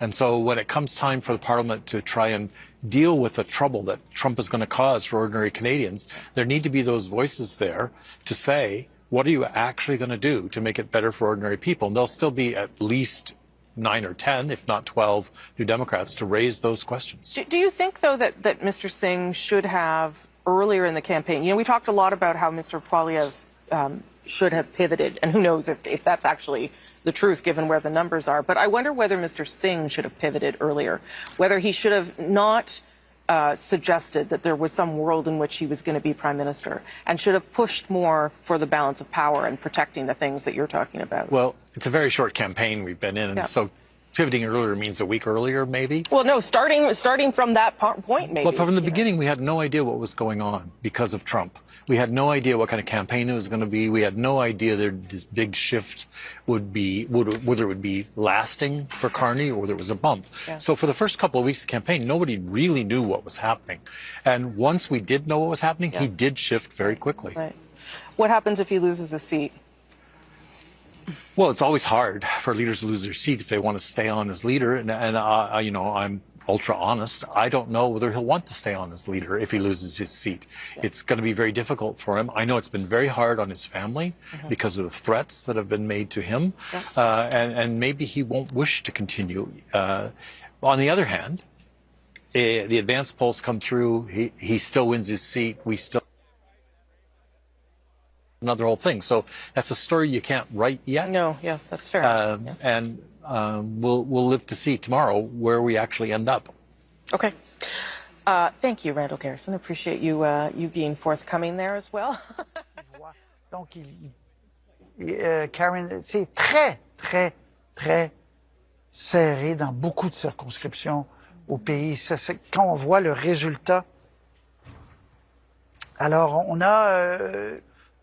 j'ai ma collègue qui est avec Madame May, Anaïs. Bonjour Patrice, oui, je me trouve à Saanich Gulf Island avec Madame May. Première entrevue après sa réélection. Madame May, comment vous vous sentez? Oh, je suis tellement heureuse parce que j'ai gagné le siège encore, mais je suis triste évidemment parce que mon collègue et co-chef, Jonathan Nord, n'a pas réussi autrement à cause de la décision de la commission des débats des chefs. Alors avec cette décision, c'est clair actuellement à ce moment que c'est pas possible d'avoir un percé au Québec maintenant. Mais la prochaine fois peut-être parce que nous sommes en partie avec les politiques importantes pour tous les Canada, particulièrement au Québec. Mais ici, en Saint-Jean-de-Golfe, avec une opposition, avec le vote pour les conservateurs plus haut et aussi pour les libéraux plus haut, et avec une campagne au niveau national comme elle était comme une course des cheval, comme année pour les conservateurs, comme il était une élection pour un premier ministre. Ce n'est pas notre système. Nous ne sommes pas les États-Unis avec 2 partis seulement. Et une élection pour un président. Nous ne sommes pas un pays comme ça. Nous ne sommes pas une démocratie comme ça. Et je suis vraiment fière de mon équipe, mes bénévoles, qui a fait un job incroyable pour protéger notre siège vert ici à l'île de Vancouver. Et vous avez justement dit, si c'est un gouvernement minoritaire, vous allez vous assurer de garder le gouvernement imputable. Pouvez-vous nous en dire plus? J'ai parlé déjà avec le Premier ministre, j'ai parlé avec Mark Carney. Après, les résultats sont clairs que je serai réélu. Et il est quelqu'un il est un ami de longue date. C'est important d'avoir une approche très forte comme opposition pour protéger notre climat, les droits humains, les choses contre le président des États-Unis, de reste des buts contre les politiques de quelqu'un comme lui, quelqu'un fou. Alors, je suis absolument prête de protéger les voix des personnes, les autochtones, les personnes ignorées par les grands partis de status quo, comme les libéraux. Maintenant, avec un premier ministre, avec un mandat, je suis prête de travailler ensemble, mais en même temps, de pousser pour les choses importantes que les libéraux ont l'histoire bilan d'ignorer. Merci beaucoup, Madame May. Donc, c'était Madame May qui était réélue pour une 5e fois, un 5e mandat. Donc, depuis 2011, elle est représentante de cette circonscription. Puis elle est heureuse, on la comprend, puis on la salue, Madame May. Donc, voilà les joies de la victoire. On va aller à Trois-Rivières. Louis, vous êtes avec la candidate libérale qui est devenue la nouvelle députée Caroline Desrochers, la nouvelle députée libérale de Trois-Rivières. Vous faites bien d'insister là-dessus, Patrice, parce que c'est un moment historique pour Trois-Rivières qui n'a pas eu de député au pouvoir à Ottawa depuis 1993, la fin du règne Mulroney. Et l'autre candidat libéral, le dernier candidat libéral à avoir été élu dans Trois-Rivières, ça remonte à 1980, donc 45 ans. Mais là, il y en a une libérale qui sera députée à Ottawa, Caroline Desrochers. Bon, Madame Desrochers, dites-moi comment vous accueillez, comment vous comprenez cette élection qui est quand même assez décisive. Écoutez, merci beaucoup. C'est vraiment un honneur, c'est une fierté. Je le vois comme un beau message. Je suis arrivée ici, on le sait, là, au jour 10 de la campagne, et vraiment, là, je suis allée cogner à toutes les portes. J'ai rencontré tous les secteurs. Puis je pense que je me suis positionnée comme quelqu'un qui est à l'écoute, quelqu'un qui veut faire une différence, quelqu'un qui va être là pour les citoyens. Et puis je pense que les gens ont apprécié ce message-là, et c'est ça le résultat, je pense qu'on voit ce soir. Oui. Pardon, mais dans le contexte qu'on connaît, le fait que sur votre carte de visite, il y avait Québec à Affaires mondiales Canada. Vous étiez affecté aux relations commerciales avec les États-Unis. Est-ce que ça a pu faire une différence aussi? Oui, je pense qu'absolument. Puis je pense que c'est ça aussi qui est allé chercher l'appui. J'ai pu aller chercher l'appui de plusieurs secteurs de la société. J'ai quand même travaillé longtemps à Washington, mais pas à Washington, mais je suis allée souvent au Congrès américain pour défendre les intérêts des entreprises canadiennes, que ce soit dans l'industrie de l'aluminium, l'industrie du porc, que ce soit la gestion de l'offre. Alors, je pense que ça a résonné pour les gens ici. J'apporte un bagage, j'apporte une expérience qui est pertinente pour la région. Dernière chose, hier, une électrice vous le demandait, allez-vous déménager dans la région parce que vous êtes de l'Outaouais? Ben, je suis originaire de Montréal. Ça fait longtemps que je suis en Outaouais, mais oui, absolument. Il faut être ici. Il faut être. Il y a le travail à Ottawa, mais il y a le travail aussi. C'est important d'être près des électeurs pour bien les servir. Merci, Madame la députée, qui est accompagnée d'ailleurs de sa mère. Alors voilà, Patrice. Et pour ce qui est d'Yves Lévesque, le conservateur, très, très déçu. Il a dit, j'ai offert ma disponibilité aux électeurs qui l'ont refusé. Maintenant, la porte reste ouverte pour lui d'un retour aux élections municipales ou à Shawinigan ou à Trois-Rivières. Les deux lui seraient accessibles. Il lâche pas, mais c'est bien. Louis, merci beaucoup. Et on salue la nouvelle députée, on salue sa mère, et on salue tout le monde à Trois-Rivières. Merci de ce contexte. Alors, on va faire un certain nombre d'élus. Burlington, Karina Gould, qui est réélue donc dans Burlington. Depuis 1984, Burlington vote du bon côté, vote pour le gouvernement. C'est la circonscription baromètre au pays. Ah oui. Alors, encore une fois, c'était le cas ce soir, qui a fait, Mme Gould, une bonne campagne, même si elle est arrivée très loin derrière. Anita Anand, dans Oakville-Est, qui est réélue également. Donc, les pays d'en haut, Saint-Sauveur, Maureen Heights, Tim Watchhorn, qui était jusqu'à aujourd'hui maire de Maureen Heights, qui deviendra député de cette nouvelle circonscription. Voilà. Donc, on est à 160, 151. Je reprends, je fais du pouce sur ce que vous disiez, Jean-François, tout à l'heure. Je vais vous entendre chacun. À 160, si ça restait comme ça, le Bloc québécois, malgré les pertes, c'est quand même un scénario rêvé, parce que le NPD n'a pas la balance du pouvoir, même si vous ajoutez le vert. Là. Oui. Et en fait, ça met Yves-François Blanchet dans une situation de pouvoir assez sans précédent. Parce que, donc, il devra doser le niveau de sa menace de faire tomber le gouvernement, ce qui est toujours le cas quand on a la balance du pouvoir. Alors, évidemment, il y a le numéro de cellulaire de M. Carney. M. Carney, peut-être, j'espère qu'il lui a donné le vrai, parce que ça arrive qu'on nous donne des faux numéros. Je ne sais pas si ça vous est arrivé, Patrice. Non. Oui, bon. Pourtant, je vous avais donné mon faux numéro. Mais écoutez, quand est-ce qu'il va utiliser l'arme atomique? Est-ce que c'est si dans la négociation commerciale, il y a un largage de la gestion de l'offre? Est-ce que c'est parce que M. Carney s'entête à convaincre la Cour suprême d'empêcher le Québec d'utiliser la clause dérogatoire? Est-ce que c'est sur autre chose? Quelle sera la liste de ces conditions non négociables pour appuyer le discours du trône? Avoir du pouvoir, ça vient avec la responsabilité. Ça vient avec une énorme, comme disait l'oncle de Spider-Man. Oui, avec énorme pouvoir, énorme responsabilité. Et ça va être intéressant de voir comment il va jouer ça. Mais il a clairement dit la semaine dernière que s'il était le balance du pouvoir dans un gouvernement minoritaire, il ne le ferait pas tomber à court terme.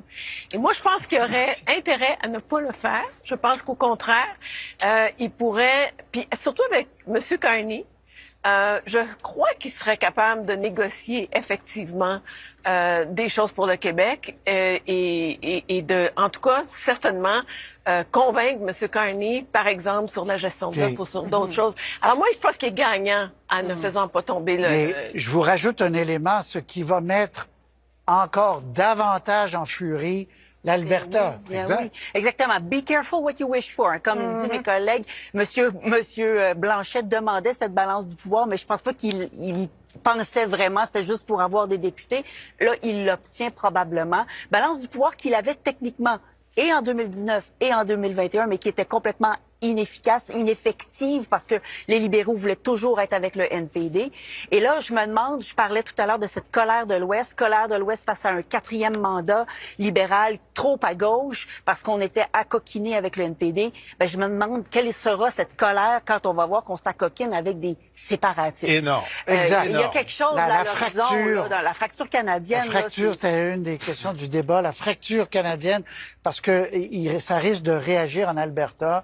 Parce que là, le NPD ne peut pas avoir la balance du pouvoir. Si les chiffres ne bougent pas, c'est une pomme empoisonnée pour les libéraux. Parce que dès qu'ils vont faire une entente avec les bloquistes, les conservateurs, les néo-démocrates et même les Verts vont dire, vous voyez, ça lie avec le diable. Parce que dans le reste du Canada, les bloquistes ne devraient même pas être à Ottawa. Ils sont souverainistes, ne devraient pas être à la Chambre des communes. Et donc, ça va être compliqué pour les libéraux de se maintenir au pouvoir aussi longtemps qu'ils ont été capables de le faire avec le NPD, où il y avait une alliance là qui était naturelle.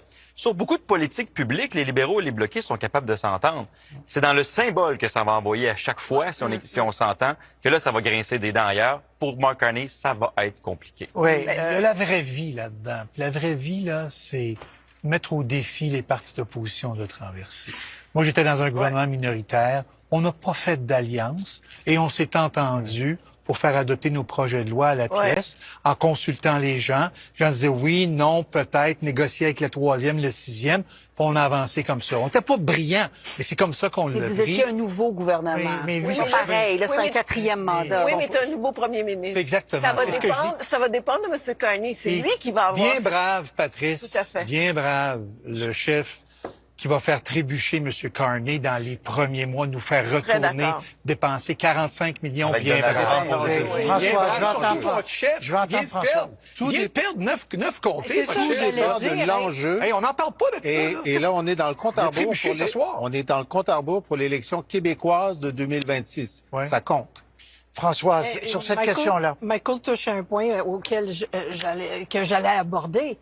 Arrêtez-moi ça, le Bloc gagne rien ce soir. Il perd 9 sièges sur 33. Il sauve les meubles, je suis d'accord. Mais après ça, on se transpose du côté de Mark Carney.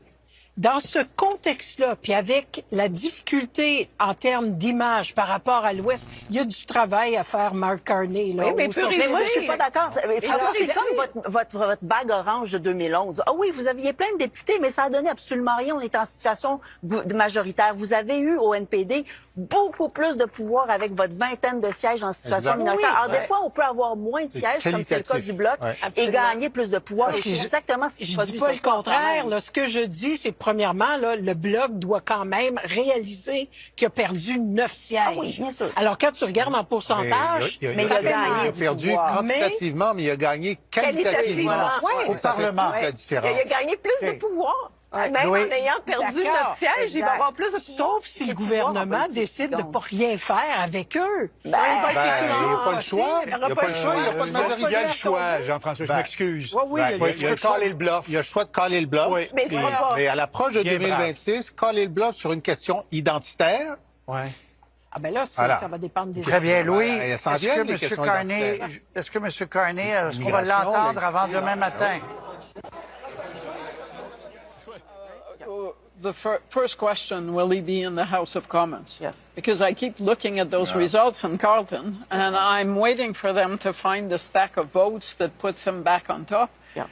There are still lots of polls in Carleton that have not been counted. But he has not led that race yet. Oh, he is significantly behind. It's not a close race at this point. Yeah. Jason Kenney, we snuck Jason Kenney in there because I also heard Jamil Javani say your name as someone who is a conservative that he likes and points to as someone who is able to bring people together. What did you make of that? And there is obviously a problem here between Ford conservatives and Poilievre conservatives, and I don't know if it matters, but there's some deep animosity. Well, there are certainly some personal differences, and to state the obvious, I have a firm grasp of the obvious. By which I mean, I think this is actually much more personal than it is ideological or factional. Okay. Every party has certain issue factions and personality factions. In this case, there seem to be 2 or 3 personalities that have really ramped up what I think is an unnecessary conflict. that simply needs to get resolved. Yeah. And, you know, I know Jamil, for whom I have enormous regard. He's a incredibly talented a guy with an amazing story. Yes. He has a particular particular series of grievances. And I just, none of this should have been in the public domain. Let's put it that way. No, for sure. And I agree there should have been earlier efforts to engage those get those relationships well settled much earlier. But it's not like there's a huge rift. Most of the people going door to door for federal Conservative candidates in the last 5 weeks were going door to door for Doug Ford's candidates a few weeks before that. And you know what? The Ontario PC critique has been that Paul Liev's team doesn't know how to win in Ontario. He's right now over 45% of the popular vote. Mr. Ford won 43% of the popular vote earlier this year. So the federal Conservative campaign is getting a better result, a larger total raw vote count, and a higher share of the popular vote. Yeah. That's nothing to sneeze at. And I think so. A little bit of everybody has to put some water in their wine and put the best interests of the country first. Yeah. And maybe the common interests of partisan Conservatives somewhere in there as well. Yeah, I mean, I think if Pierre Poilievre had called Doug Ford right from the get-go, the same way that Mark Carney did, he went and had breakfast with him, it probably would have helped. Whether it matters at this stage, I don't know. Well, remember, it's not just Poilievre versus Ford. It's Poilievre versus Tim Houston in Nova Scotia. Yeah. And it seemed like there were a series of candidates who looked like they could be perfectly acceptable and presentable candidates for the party who just didn't fit in with the Poilievre clique. Yeah. I mean, Mike DeJong in BC, why was he not allowed to be a candidate? So, you know, it's one thing, yeah, you can have a tent that's too broad and you lose all definition and you don't stand for anything, but you can have a tent that's too narrow and you just wind up defeating yourself. Okay, I want to go to Conservative Party headquarters, if we can. Maybe. Possibly. So much, Anne-Marie. Lots of things to keep our eyes on. That's just a look inside the room where, yeah, that's what it looks like when you have not won an election and you're waiting to see more. Let's go to Kate McKenna, who's, I imagine, been talking to people and getting a sense of how people are feeling in that room tonight. Kate, yes, they haven't won, but it does look like they have improved over what they got in the last vote. But tell me what people are telling you. Well, what your guest just mentioned about the federal Conservatives doing better in Ontario than the provincial Conservatives did, that's something that the campaign has been going around talking about. That's something that is very much being discussed in this room. And yes, they are losing. They're aware that they're losing. However, they're happy. Well, I wouldn't say they're happy, but they're encouraged by their gains that they've made. They're encouraged by the amount of popular vote that they're getting. But of course, one thing that's hanging in this room is that Pierre Poilievre has not won his seat yet. In fact, he appears to be trailing in his seat. We are hearing that he is set to talk in a few minutes, but they did play the Jamil Jivani interview here. At the same time, obviously, it was on the CBC broadcast, and there was a lot of applause in the room for the things that he was saying. There was a lot of hollering and cheers for the people in this room who feel that Doug Ford's interventions in this campaign were not helpful, and they did not advance the Conservative cause in this very competitive election. So this ongoing rift appears to still be taking place within this party, and we'll be watching to see how it manifests over the next few days. Okay, Kate McKenna, thank you so much for that. I'm going to now go to Ian Hannah-Mansing, who's got some results. Ian.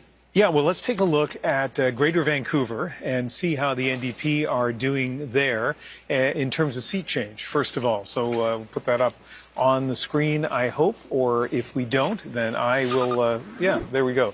So this is vote change in Greater Vancouver, and you see the Liberals are up. The Conservatives are up. This is a pattern we've seen in other parts of the country as well, and you can see that this is at the expense of the NDP. Now, hours ago, when we looked at New Brunswick, this kind of vote change didn't really affect seats at all, but in Greater Vancouver, it is affecting seats. Let's take a look, first of all, at Port Moody, Coquitlam. This was more or less a three-way race in 2021. This time around, the NDP has plummeted from having won this riding. Bonnie Zerillo is the incumbent MP. You can see she's not only in third place, she's in a distant third place, and it's put the Conservatives in first. Arguably, the progressive vote, the left of center vote, has been split just enough between the NDP and the Liberals to allow the Conservatives to come up through the middle. And take a look at this. New Westminster, Burnaby, Millardville. Peter Julian, one of the mainstays of the NDP for so many years. He's been the MP here since 2004, and he is in third place. And again, easy even for me to do the math between the Liberals and the NDP. If someone had been able to consolidate those numbers on the center left, that would easily win. But in both of those cases, Rosemary, at this point, arguably, it has allowed, once again, the Conservatives to come up through the middle.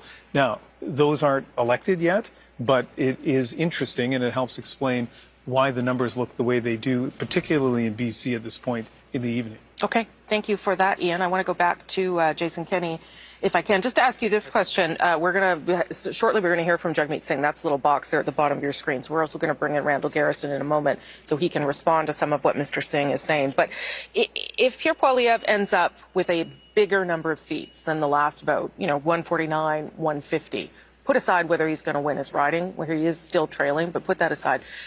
How does the Conservative Party view that? Does he have the ability to stay? What do you think is going to happen there? And then if you want to throw in the thing about the riding, I don't know whether this is real, but he hasn't led at all night. Yeah, well, look, I can't comment on the riding. Sure. I will just say that I think Mr. Poilievre, if he decides to stay as leader and leader of the opposition, he will have overwhelming support to do so. I don't see any faction or group within the party egging for a new leadership. I think the party realizes changing leaders every 3 or 4 years is counterproductive. And I think, on the merits here, right now, 42% of the popular vote nationally. The last time the Conservatives achieved that was under Brian Mulroney 37 years ago in 1988. Growth in new cohorts of supporters in a broader Conservative coalition that includes younger voters than typical, apparently doing very well in communities of new Canadians. And one of the most interesting things, I talked earlier about the sort of blue-collar swing that we seem to be observing towards Conservatives. Conservatives are winning in Windsor, Tecumseh, Windsor West, one of the Sudbury seats. We almost went Hamilton. We're competitive in Hamilton Centre. I've never seen that. These are long-time traditional NDP. So the NDP swing was I know it's fashionable around here to refer to the progressive bloc.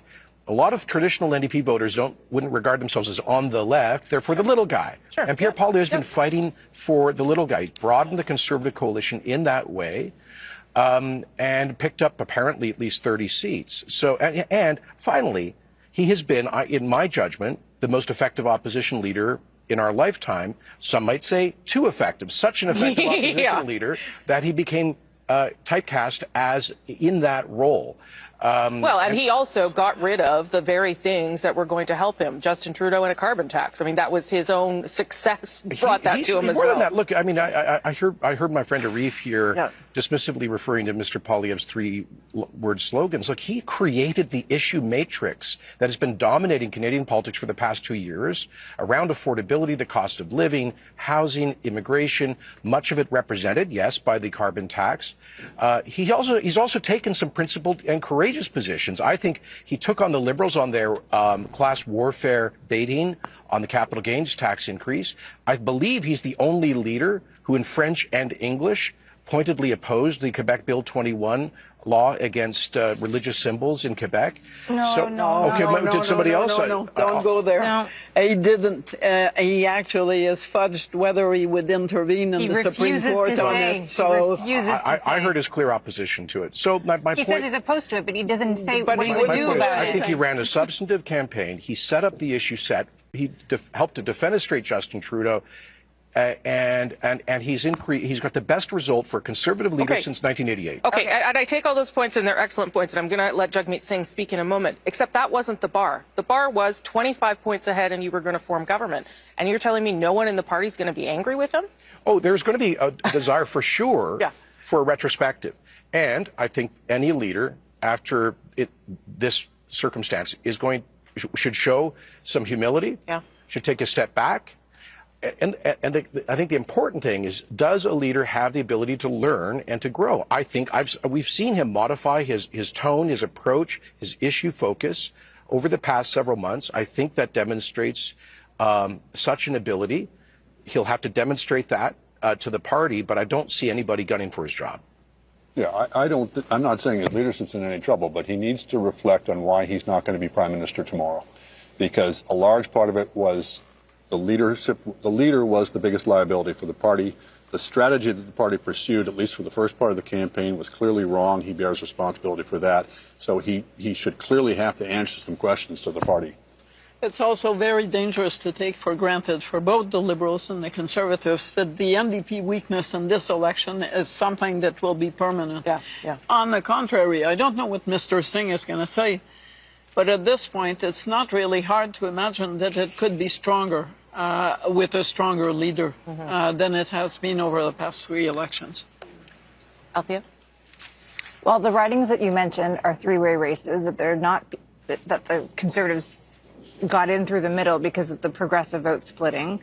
But I get your point, especially in the 905, where I think Pierre Poilievre did a really good job, especially on the crime stuff. I think the reason that he's going to have trouble, whether or not he wants to stay, is the interview that we just saw with Jamil Javani. That aggressive tone really does not sit well with a significant chunk of the caucus that has been reelected. And we will find out as soon as the first caucus meeting whether or not they decide to approve the Reform Acts, and the caucus gives itself the power to decide whether or not Pierre Poilievre stays. And I think that will be a way for them to negotiate, because I think there are things that they would like. One MP called it the end of the reign of terror. Basically, they want Jenny Byrne gone. And if the result is low enough, they will set conditions to say, you want to stay, well, these are the changes we want to see. Okay, quickly, Mr. Kenney, because I'm going to go to Mr. Singh. Yeah, I would say, look, I think there are legitimate questions around tone. Yeah. And I think, amongst other things, if he had made an effort to more clearly position to auditioning for the role of Prime Minister rather than opposition leader late last year, it could have been marginally helpful. I don't think it would have changed the fundamental structure of this election in the way things unfolded. Thank you. Thank you, Jason Kenney. Let's go to Jagmeet Singh. He's there in his riding in British Columbia. I should tell you that right now, as things stand, Mr. Singh is well behind in his own riding. He is in third with 4,000 votes. The other two far ahead. So things not looking good for him in his own riding tonight. And as we've shown you there, the NDP not even official party status. Let's listen in live.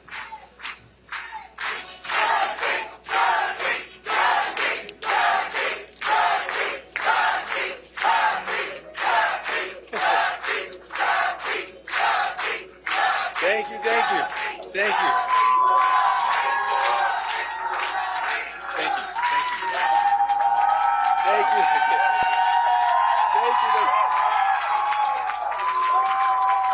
Thank you. Thank you, thank you. We're good. Thank you. Thank you. That was very nice, very sweet of you all.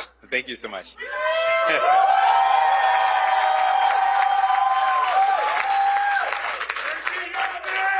You're gonna get me all choked up here, guys.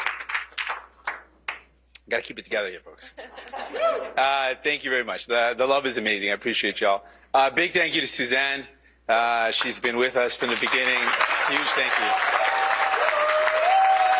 Appreciate her so much. Thank you, thank you. And all of you in this room, you guys poured your heart into this. Thank you so much for everything you've done. You're amazing. I love you all. Thank you. And I know in election parties, night parties across the country, people are gathered. I want to thank them all for all their hard work. They're amazing people gathered together across the country. I want to take a moment to congratulate Prime Minister Carney on his victory. He has an important job to do to represent all Canadians.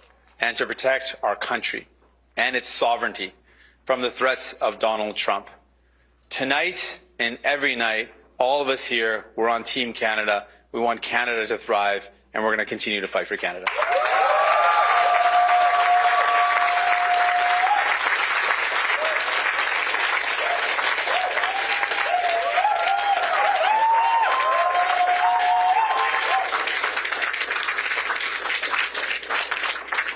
I want to congratulate all the other leaders on a hard-fought campaign.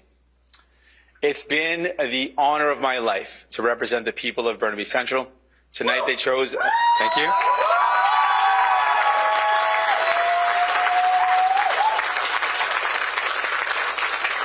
Tonight they chose a new member of parliament, and I wish them well as they continue to work hard for this community. Obviously, I know this night is a disappointing night for New Democrats. We had really good candidates that lost tonight. I know how hard you worked. I spent time with you. You're amazing. I'm so sorry you're not going to be able to represent your communities. I know you're going to continue to fight for them. I know on how many doors you knocked, how many family dinners you missed, how many nights your kids went to bed without you there to tuck them in. I know it was a tough sacrifice, and I just want to thank, and we can get a round of applause to every single candidate that ran for us.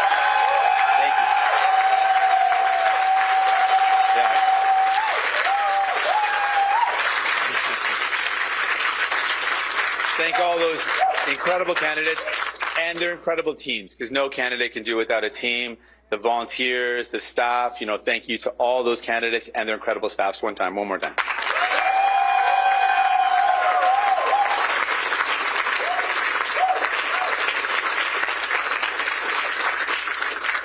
Choosing to commit your life to politics obviously comes with some sacrifice, but we choose this life because of the chance to change the country we love for the better.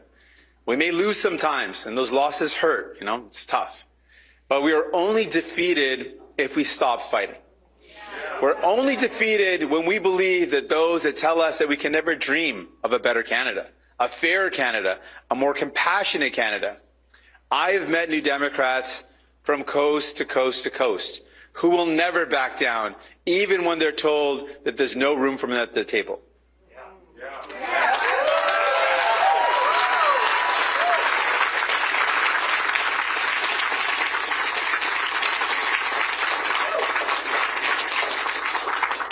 We make room for everyone because we believe that there is enough wealth in Canada for all of us to live the life that we deserve.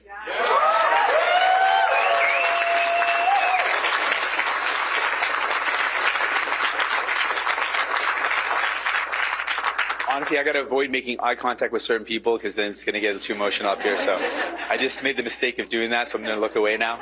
You know who you are. Don't look at me again. Almost 8 years ago, I was elected the leader of this incredible party, this incredible movement.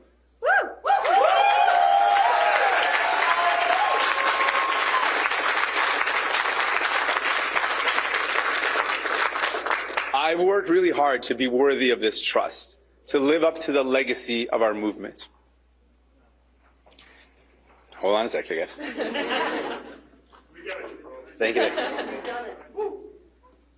One more sec.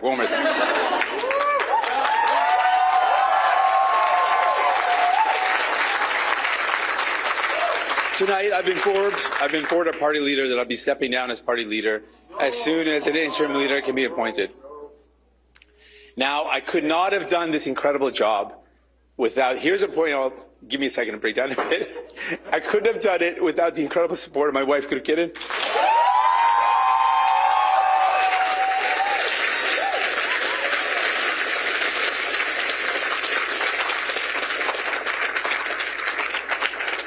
She has been my rock. She's been my foundation. For the past couple of years, I've been regretting that I didn't thank her on the night of the last election. So this is my opportunity to make up for it. She has literally been my rock. I couldn't have done this without her. She's backed me up and supported me.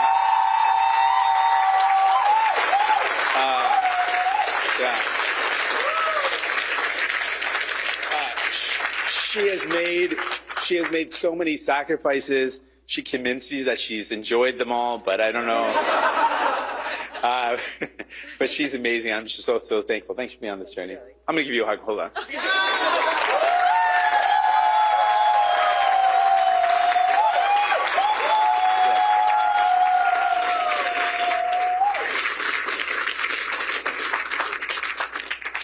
Also, I might break down this part because, and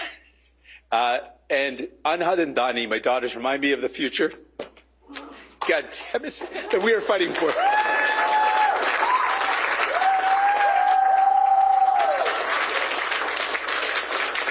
That's just because I get emotional anytime I talk about my kids. I'm very sappy when it comes to my daughters, so I get a little emotional. I've also been supported by my family, and I got to thank my parents who are here today. They're amazing. Love you both.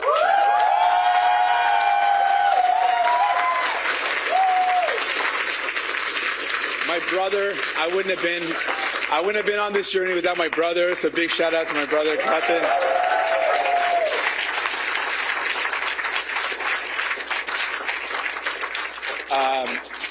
And honestly, this may sound funny, but my in-laws, I literally couldn't have done this without my in-laws. They're amazing. Where are my in-laws? They're somewhere here. Wherever they are, they're here. I wanted to look at them and point at them too. Oh, there they are. Yeah, I couldn't have done it without them. Literally, if you're a parent, you know how important your parents are, and your in-laws too, it turns out. So, huge thank you. They've supported us. They've kept me grounded, given us great advice. I'm so thankful to my family. You can't do this work without great people, and you can't do this without a great family supporting you. So, thank you to my family.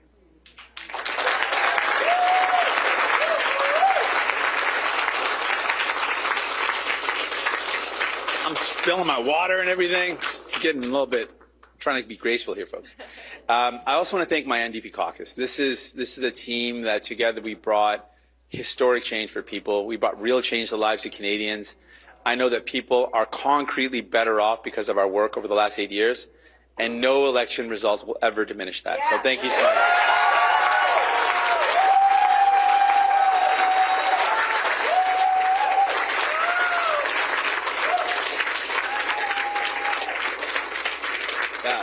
my caucus, honestly, I'm so thankful to them all. We did some incredible work together. Seriously, every one of you, thank you from the bottom of my heart. And I might break down this part too. Forgive me if I do. I can only do this, and we can only do this work because of a great staff. And y'all just poured your heart into me, into the work that we did. So.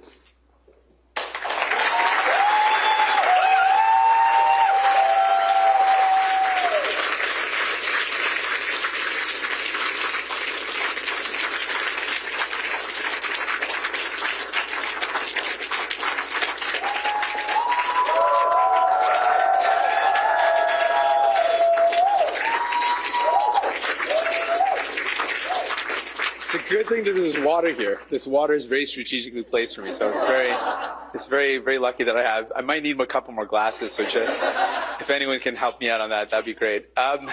Y'all brought your talent, your heart to the fight every day. We treat each other with respect and dignity and with kindness, and I love you all.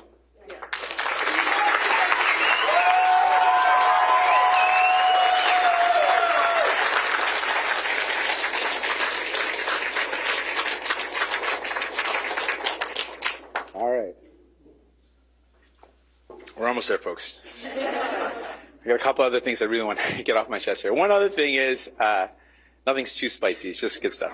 I often speak about something my mom taught me. It's a Sikh teaching of Chardi Kala. And this is something fundamental to who I am. And it means, the words break down. Chardi means rising, and Kala means spirits. And it's something that it captures a big part of who I am. And it's the idea that in the fight for justice, in the fight for fairness, in the fight that we fight, we want to have optimism in the face of struggle. We want to have a defiant optimism. It's like this eternal resilience. And this is the spirit that I carry tonight. Obviously, I'm disappointed that we could not win more seats. But I'm not disappointed in our movement. I'm hopeful for our party. I know that we will always choose hope over fear, and optimism over despair, and unity over hate. New Democrats literally built this country.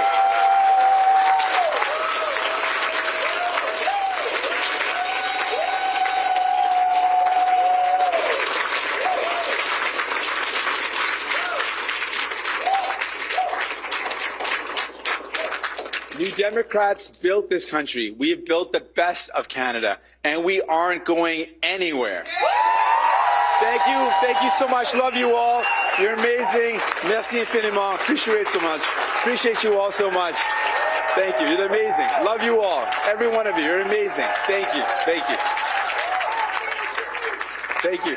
Okay, that is Jagmeet Singh conceding, first of all, his own riding of Burnaby South, where he continues to be in third place, and announcing that he will step down as leader as soon as a new interim leader can be chosen. He was the leader of the NDP since 2017. Marina von Stackelberg is in the room there. Marina, obviously a very emotional room, and I must say a very gracious speech by Jagmeet Singh tonight.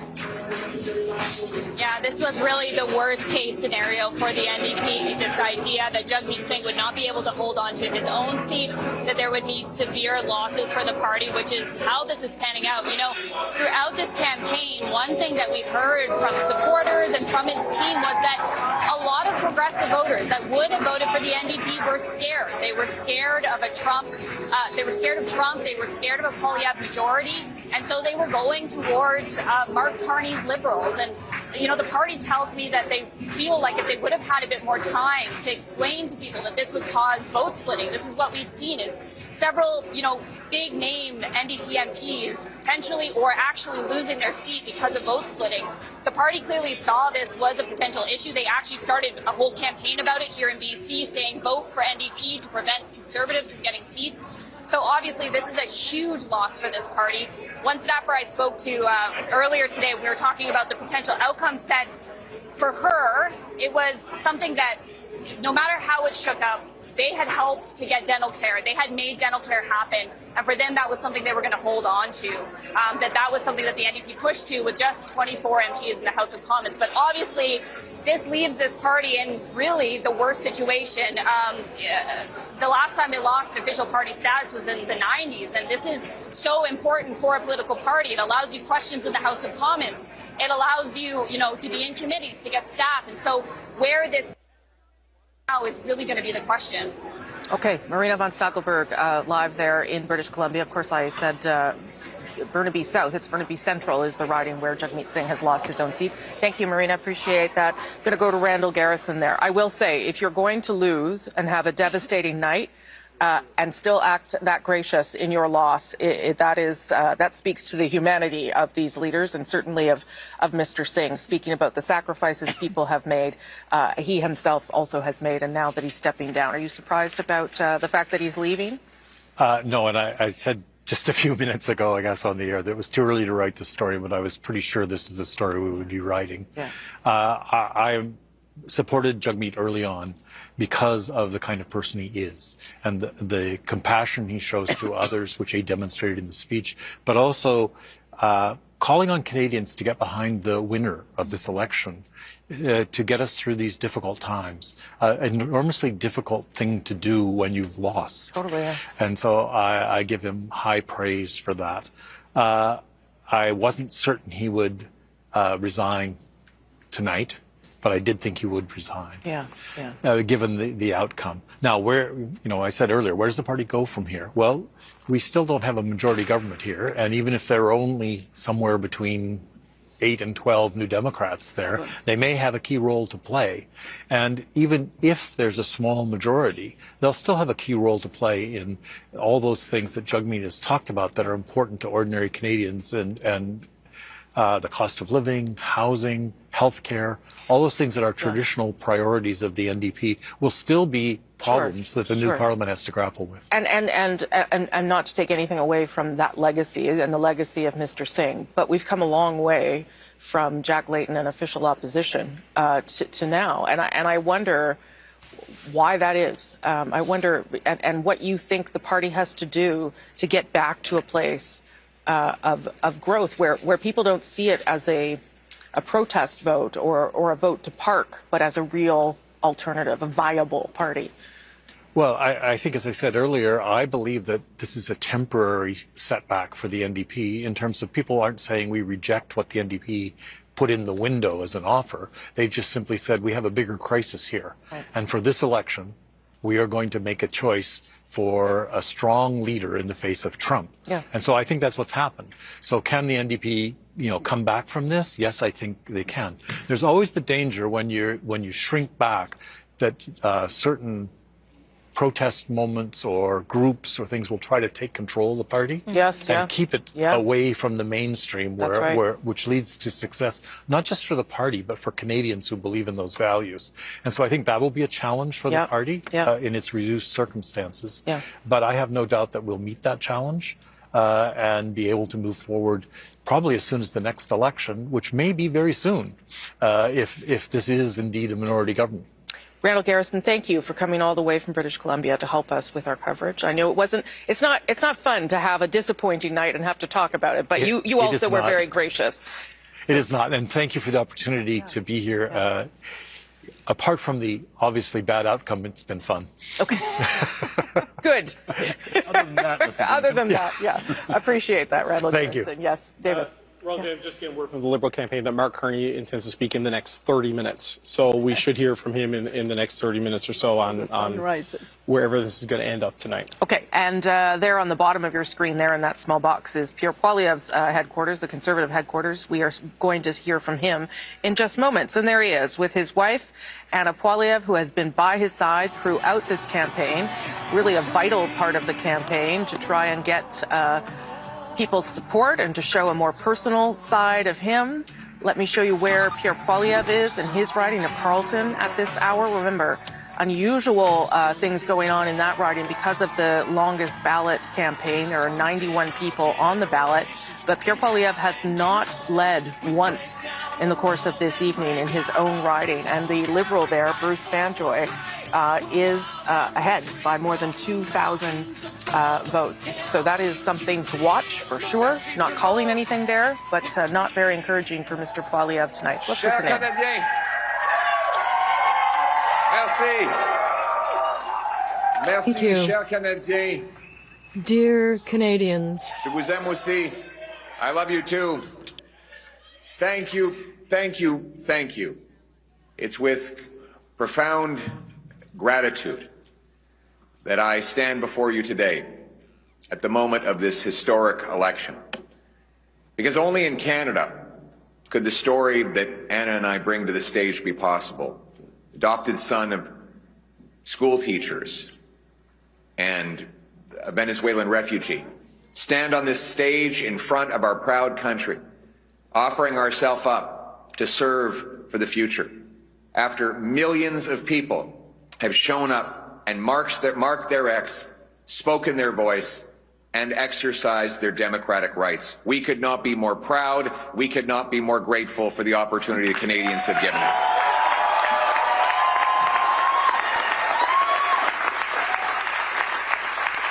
And speaking now of Anna, I want to take a moment to thank my incredible wife. She's been by my side. She's my rock. I love and cherish you and our little ones more than you'll ever know. And I could not have done any of this without you. Thank you so much. I love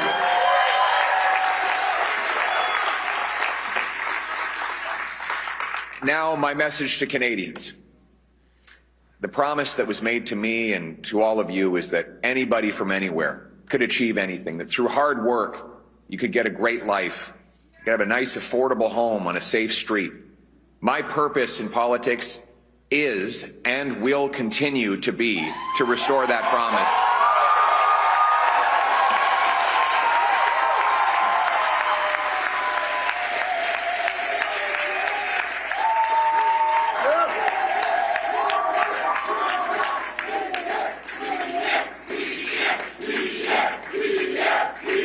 Thank you. To the candidates who ran under our banner as Conservatives, to the volunteers who knocked on the doors, made phone calls, put up lawn signs, rallied at our events, donated their hard-earned money to our cause, I thank you from the bottom of my heart. To the millions of people who voted for the Conservative Party and put their hopes and dreams in our vision, thank you.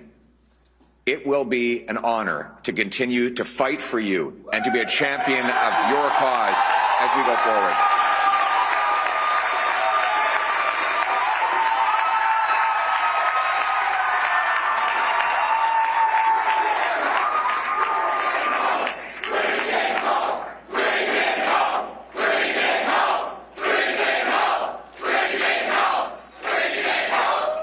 Ça serait un grand honneur de continuer de me It would be a great honor to continue to fight for you, because it has been an honor to be your voice, to fight for conservative values, the values for which you voted, and it will be an honor to continue to try and restore the promise of Canada, that anyone who works hard can have a great life in an affordable home, in a safe community. That is our vision, and we will bring it home.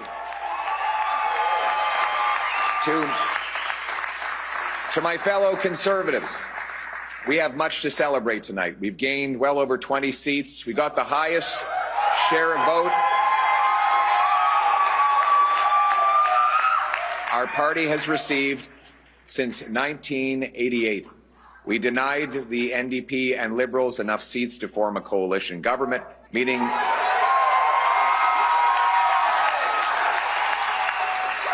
and we did all of this in a very difficult.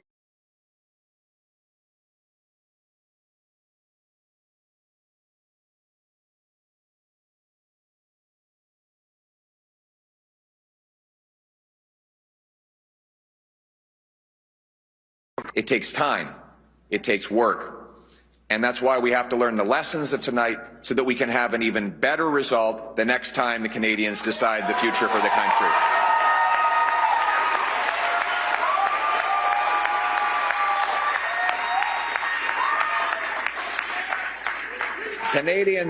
Canadians have opted for a razor-thin minority government, a virtual tie in the vote count. So I would like to congratulate Prime Minister Carney on leading this minority government. We'll have plenty of opportunity to debate and disagree, but tonight we come together as Canadians. We will do our job. Yes, we will do our job to hold the government to account. But first, we congratulate people from all political backgrounds on participating in the democratic process. And as I said, while we will do our constitutional duty of holding government to account and proposing better alternatives, we will always put Canada first as we stare down tariffs and other irresponsible threats from President Trump. Conservatives will work with the Prime Minister and all parties with the common goal of defending Canada's interests and getting a new trade deal that puts these tariffs behind us while protecting our sovereignty and the Canadian people.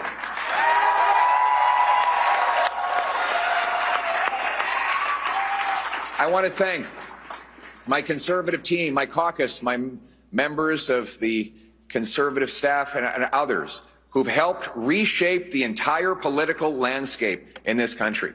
Conservatives have achieved major breakthroughs tonight. We brought in record support from blue-collar and unionized workers, youth, new Canadians. We gave voices to countless people across this country who've been left out and left behind for far too long. We won the big debates of our time on the carbon tax, on inflation, on housing, on the drug crisis, on crime. Conservatives have been leading the debate, and we will continue to put forward the best arguments to improve the lives of our people right across this country. But we will not stop there. Every single day, our Conservative caucus and I will be holding the government to account on behalf of the millions of Canadians who believed in the message of change.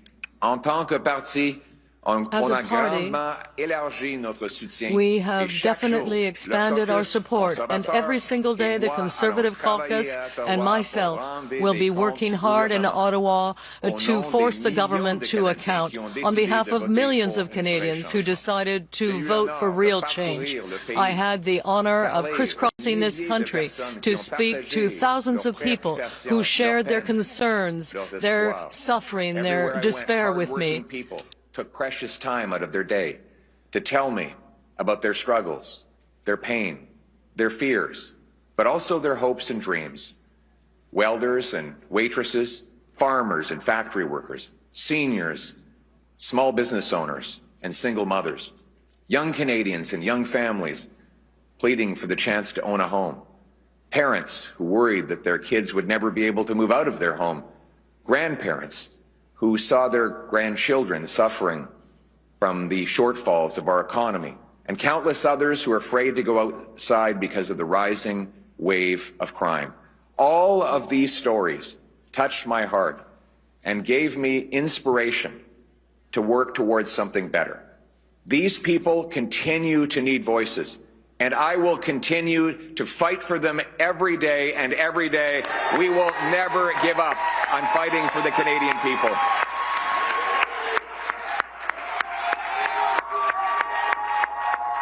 Thank you. We hear your stories. We will carry those stories with us into Parliament.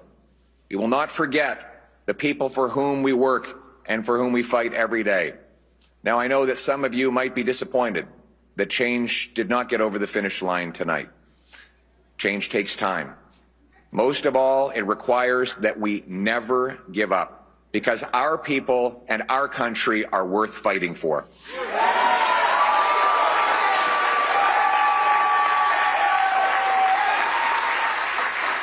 Je vous ai entendu.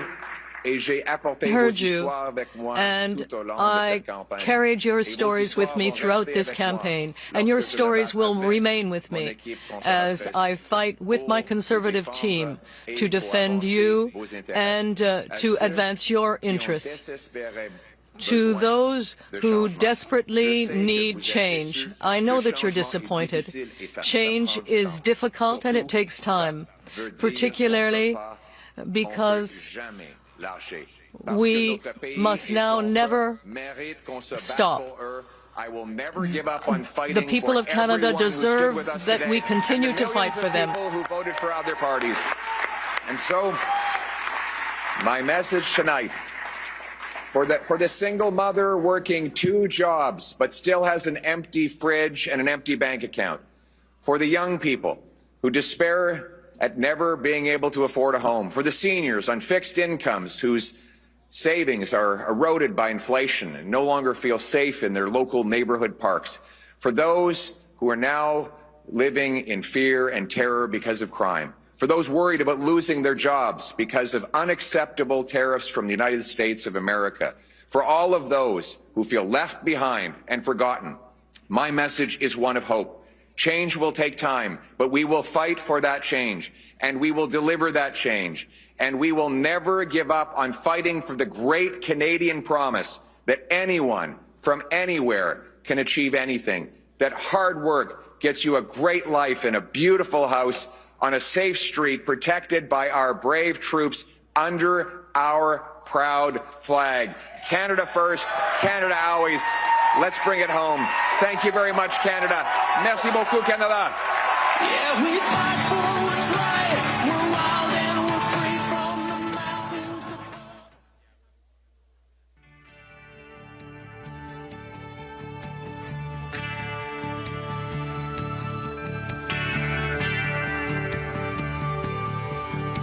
When he was a kid, he'd be up at 5, take shots till 8. And make the thing drive out after school and back on ice. That was his life. He was gonna play in the big league.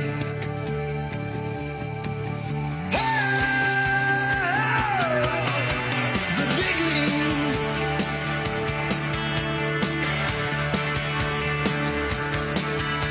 Now many ways out of this cold northern town. You're working the nail and get laid in the ground. And if you're gonna jump, it'll be with the game. Real fast and tough is the only clear lane to the big league.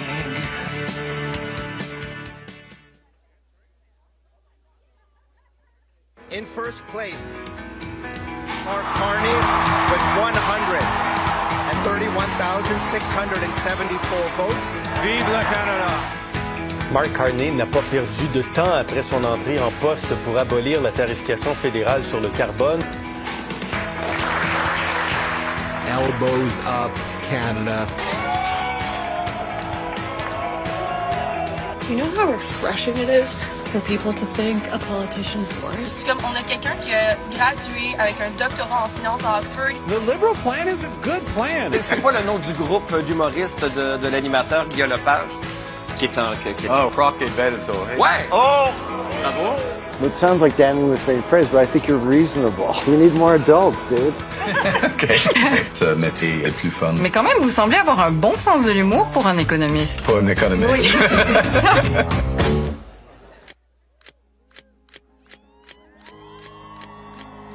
Nous avons une stratégie très claire. Nos contre-tarifs auront un impact maximal aux États-Unis et minimal ici au Canada.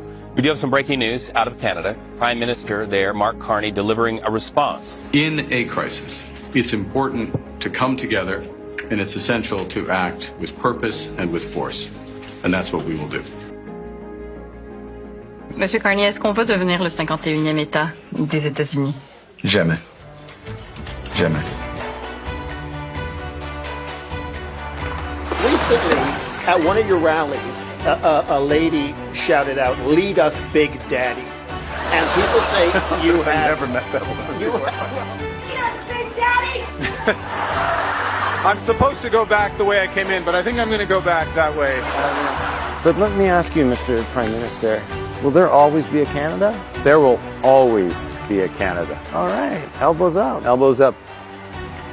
C'est une question qui ont des valeurs pour tous les Canadiens, des valeurs de compassion, des valeurs de la communauté, des valeurs de la miséricorde. Fundamentally, it's about what it means to be Canadian. And that's what's at stake. Are we coming together, or is it everyone for themselves?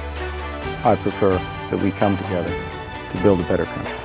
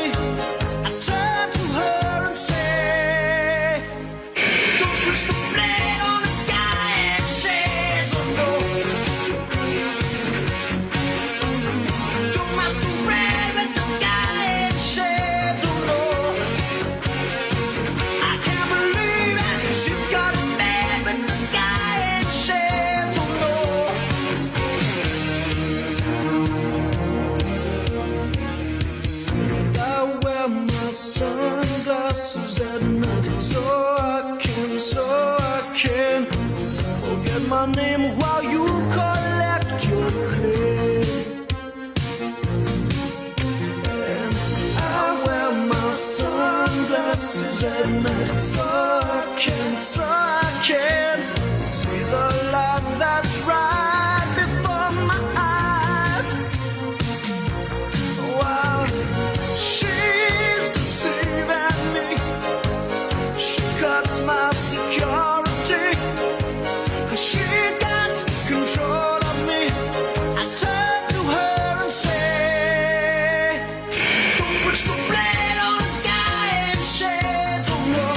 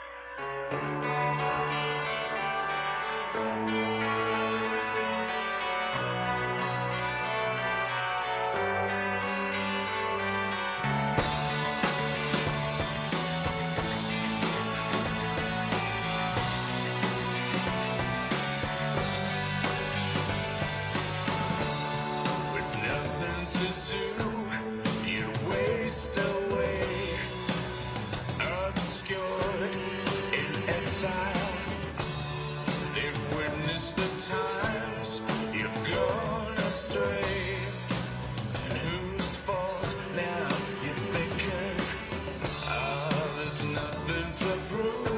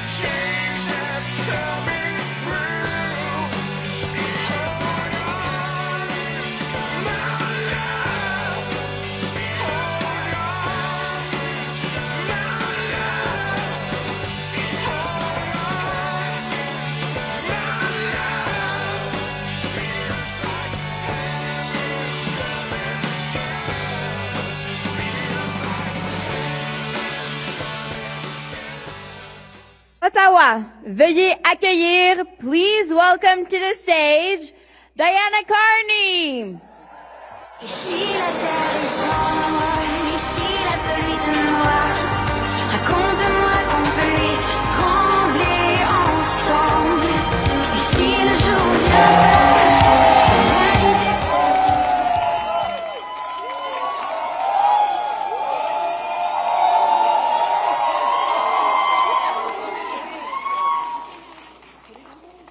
Good evening, Canada.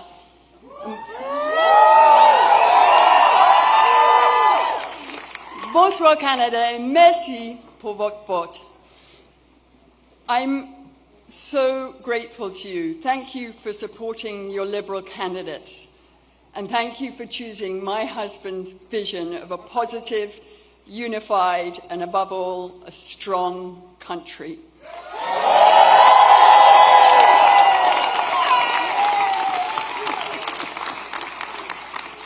Over the past few weeks, Mark and I have had the enormous privilege of meeting so many people across this great country. Everywhere we've visited, we've been energized by the passion, the commitment, and the kindness and belief that we have encountered, not to mention the beauty and diversity of this amazing country. As we've traced a path from winter into spring,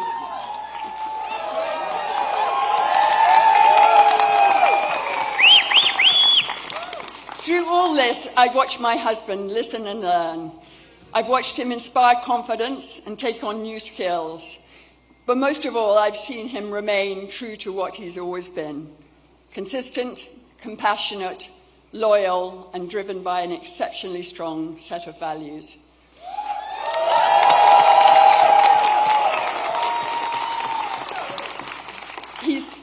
thoughtful, respectful, and honest. And I think and hope that you now have come to appreciate that alongside his capacity for dealing with the most serious of matters, he has a great mind for trivia, a wicked sense of humor, and a wonderful smile. He's been that way since our very first date, back when we were young grad students, when we went to that dinner, and he said to me, he stopped the conversation, and he said to me, "I want you to know I'm committed to move back to Canada and to work in the public service." So here we are.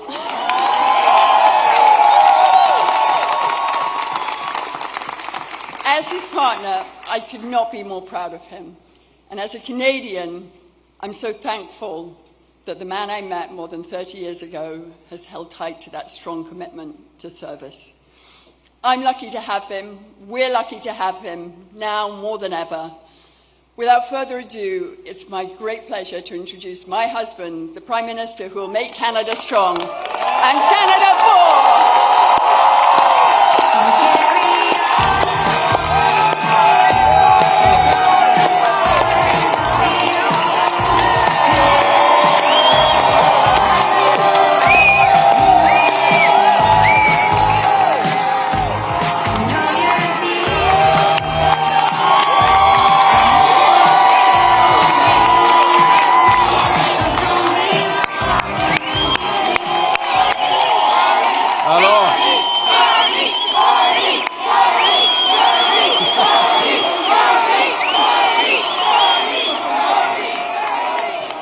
That is Nepean. That is the spirit of Nepean behind me right there. Thank you. Bonsoir tout le monde. Bonsoir. Oh, quel bonsoir. C'est un bon bonsoir. I have a question. Who's ready? Who's ready? Who's ready to stand up for Canada with me?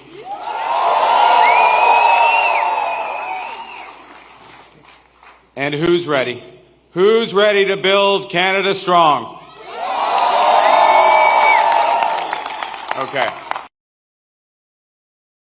Avant de commencer, je voudrais féliciter les autres chefs de parti de leur campagne et de tout le travail qu'ils ont fait. Je les remercie pour leur service envers le Canada, maintenant et dans le futur. I want to thank the leaders of the other parties. I want to salute the contribution of Jagmeet Singh. I noticed his remarks. Yeah. Leading on progressive values. Elizabeth May, who will be returning to Parliament. Yves-François Blanchet. And I want to congratulate Pierre Poilievre on a hard-fought, fair, good campaign, his commitment to the country that we both love.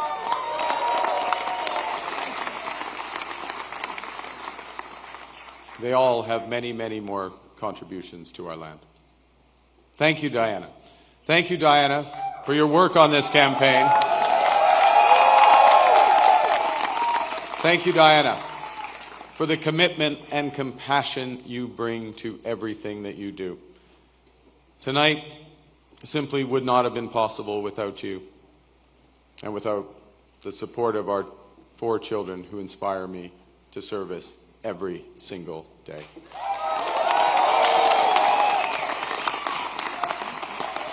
I also want to salute the women and men who put their name on the ballot from all parties. Thank you for standing up to serve our country at this critical time. And for those who were elected, particularly those Liberals who were elected, I am looking forward to working together to deliver for Canadians. This says Bruce. And Bruce, yes, Bruce Vanjoy. I'm looking forward to working with Bruce Vanjoy.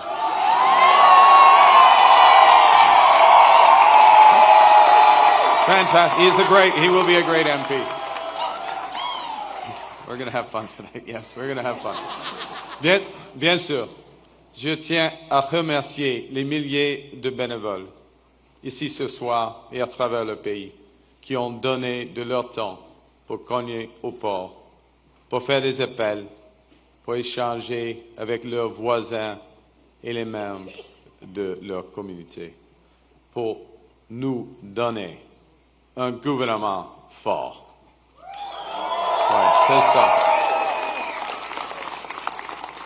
You know, I chose to enter politics because I felt we needed big changes in this country. But big changes guided by strong Canadian values. Values that I learned at the dinner table from my parents, Bob and Verley, and from my siblings. I appreciate this more in retrospect from my siblings. My siblings, Brenda, Sean, and Brian. Values that I learned on the ice from my coaches. Values that have been reinforced as I've met with Canadians across this great country. And those include three values that I want to highlight this evening. Humility. It's Canada after all. Ambition. It's Canada after all. And unity. It's Canada.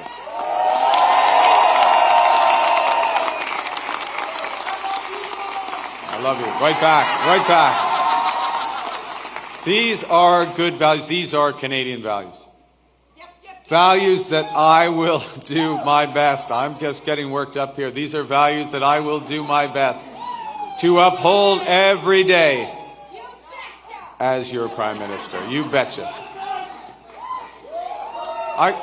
Okay, well, you have to judge after this next section because I am going to begin with the value of humility. And by admitting that I have much to be humble about. It's true. Over my long... that's not an applause line, it's just a statement of fact. Over my long career, I have made many mistakes. And I will make more. But I commit to admitting them openly, to correcting them quickly, and always learning from them. You know, humility underscores the importance of governing as a team in cabinet and in caucus, and working constructively with all parties across Parliament, of working in partnership with the provinces and the territories, and with Indigenous peoples. And at this time, it underscores the value of bringing together labor, business, civil society, to advance the nation-building investments we need to transform our economy. Humility is also about recognizing that one of the responsibilities of government is to prepare for the worst, not hope for the best. As I've been warning for months, America wants our land, our resources, our water, our country. Never. But these are not idle threats. President Trump is trying to break us so that America can own us. That will never ever happen.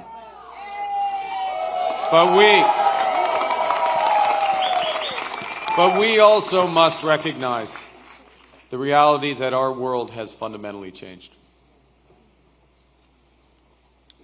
There is also, for me, as I stand before you this evening, humility in recognizing that, well, many have chosen to place your trust in me, trust in the Liberal Party. Millions of our fellow citizens preferred a different outcome. And my message to every Canadian is this: no matter where you live, no matter what language you speak, no matter how you voted, I will always do my best to represent everyone who calls Canada home.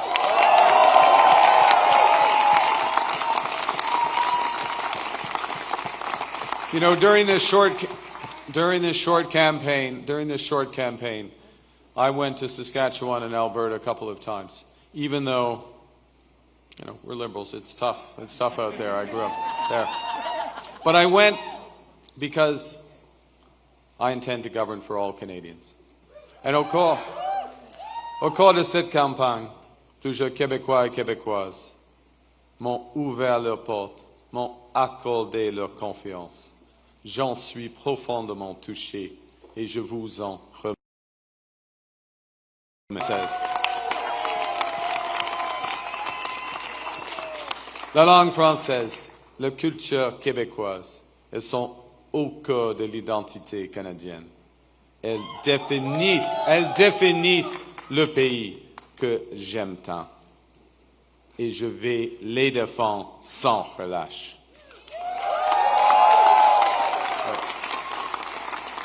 Avec la forte équipe de députés québécois que vous venez d'envoyer à Ottawa, nous allons faire en sorte que le Québec continue de prospérer au sein de Canada fort.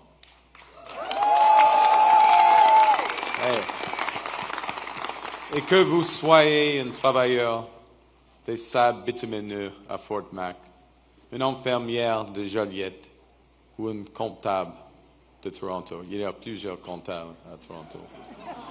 Mon gouvernement va travailler pour vous tous.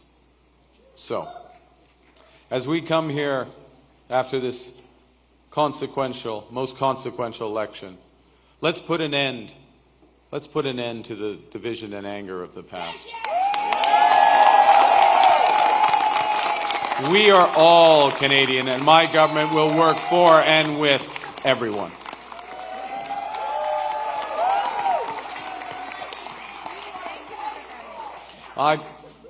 I began with humility, but Canadians are ambitious. And now, more than ever, it is a time for ambition. It is a time to be bold, to meet this crisis with overwhelming positive force of a united Canada. Because we are going to build, baby, build.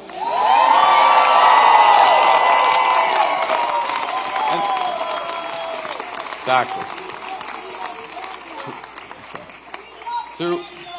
Throughout, well, no, we're building now. We've gotten over that bit. Throughout our history, there have been turning points.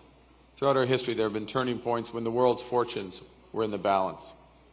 That was the case at the start of the Second World War, just as it was at the end of the Cold War. And each time, Canada chose to step up, to assert ourselves as a free, sovereign, and ambitious nation, to lead the path of democracy and freedom, and, because we are Canadian, to do so with compassion and generosity. We are once again at one of those hinge moments of history. Our old relationship with the United States, a relationship based on steadily increasing integration, is over. The system of open global trade, anchored by the United States, a system that Canada has relied on since the Second World War, a system that, while not perfect, has helped deliver prosperity for a country for decades, is over. These are tragedies, but it's also our new reality. We are over the shock of the American betrayal, but we should never forget the lessons. But you're going to take us forward. We have to look out for ourselves. And above all, we have to take care of each other.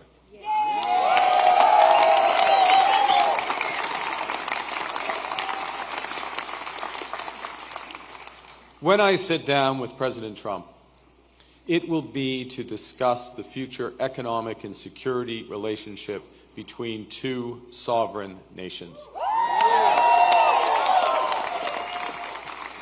And it will be with our full knowledge that we have many, many other options than the United States to build prosperity for all Canadians.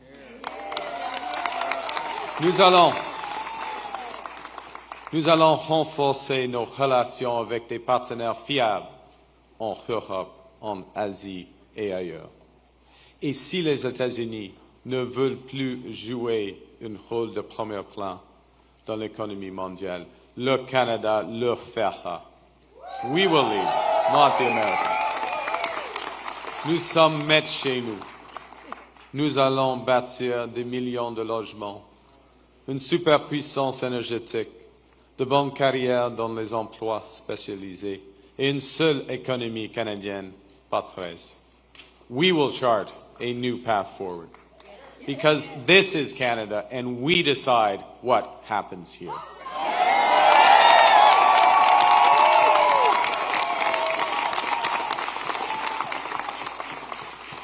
We will need to think big and act bigger. Your phone's ringing.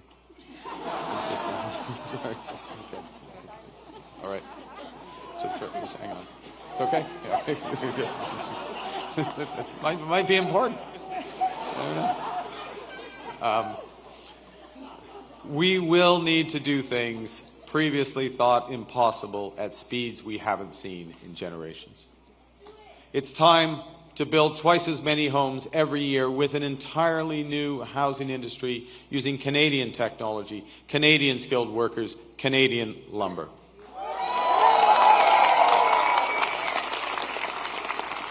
It's time to build new trade and energy corridors, working in partnership with the provinces, territories, and Indigenous peoples. It's time to build hundreds of thousands of not just good jobs, but good careers in the skilled trades. It's time to build Canada into an energy superpower in both clean and conventional energy. And it's time to build an industrial strategy that makes Canada more competitive while fighting climate change.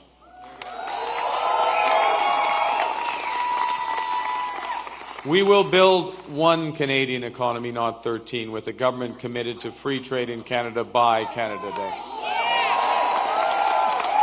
The point is that we can give ourselves far more than the Americans can ever take away. But even given that, I want to be clear. The coming days and months will be challenging, and they will call for some sacrifices. But we will share those sacrifices by supporting our workers and our businesses.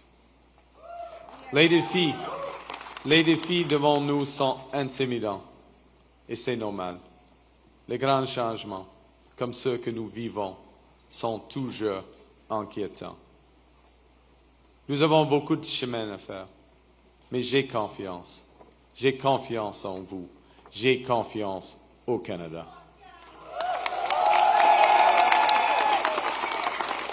Because Canada is more than a nation.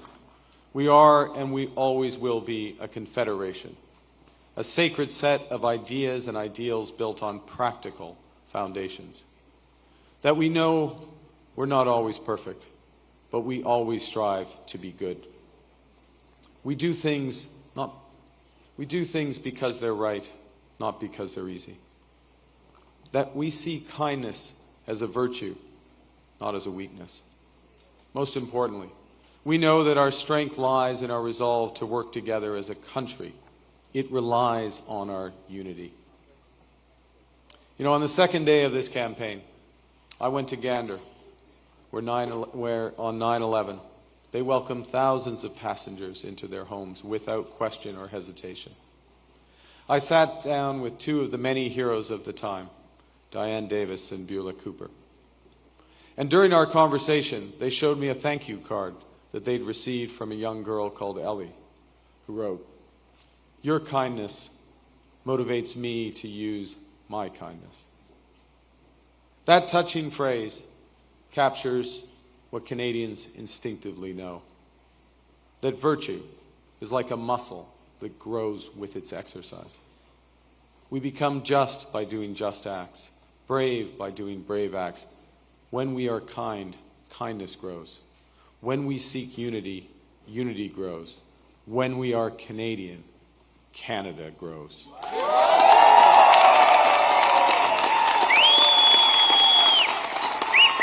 And united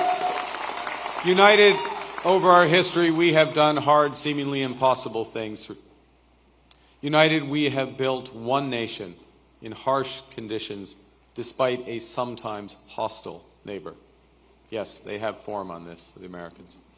United, we have confronted our own past with Indigenous peoples. Unis, nous avons bâti un pays qui rassemble des langues, des cultures et des croyances différentes.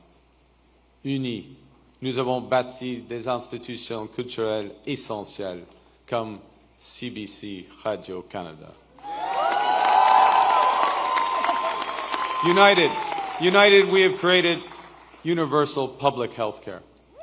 And now, in the face of this crisis, united, we are buying Canadian. We are exploring everything this country has to offer. We are supporting our friends and neighbors in the crosshairs of President Trump through a crisis that we did not create.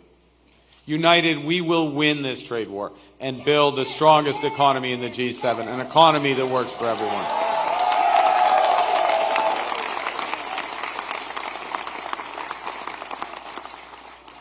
Au cours des derniers mois, les Canadiens et Canadiennes ont fait leur part, se sont rassemblés pour défendre notre pays et notre façon d'être. Je promets que, lorsque nous sommes menacés, nous allons nous battre. We will fight back with everything we have to get the best deal for Canada. We will protect our workers and businesses, and above all, we will build an independent future for our great country. A future that makes the greatest country on the earth even better. Together, we will build a Canada worthy of our values. We will build Canada strong, Canada free, Canada forever. Vive le Canada. Thank you very much. Merci beaucoup.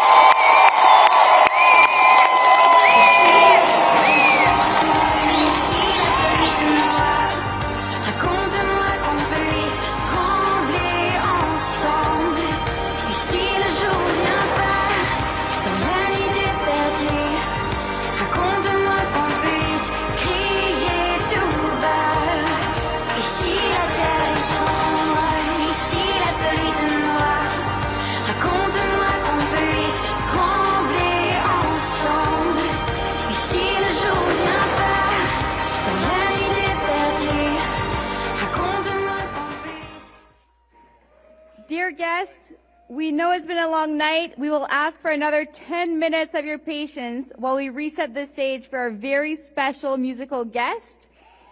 Chers invités, nous savons que la soirée a été longue. Nous vous demandons de patienter 10 minutes pendant que nous préparons la scène pour nos invités spéciaux. À tout de suite.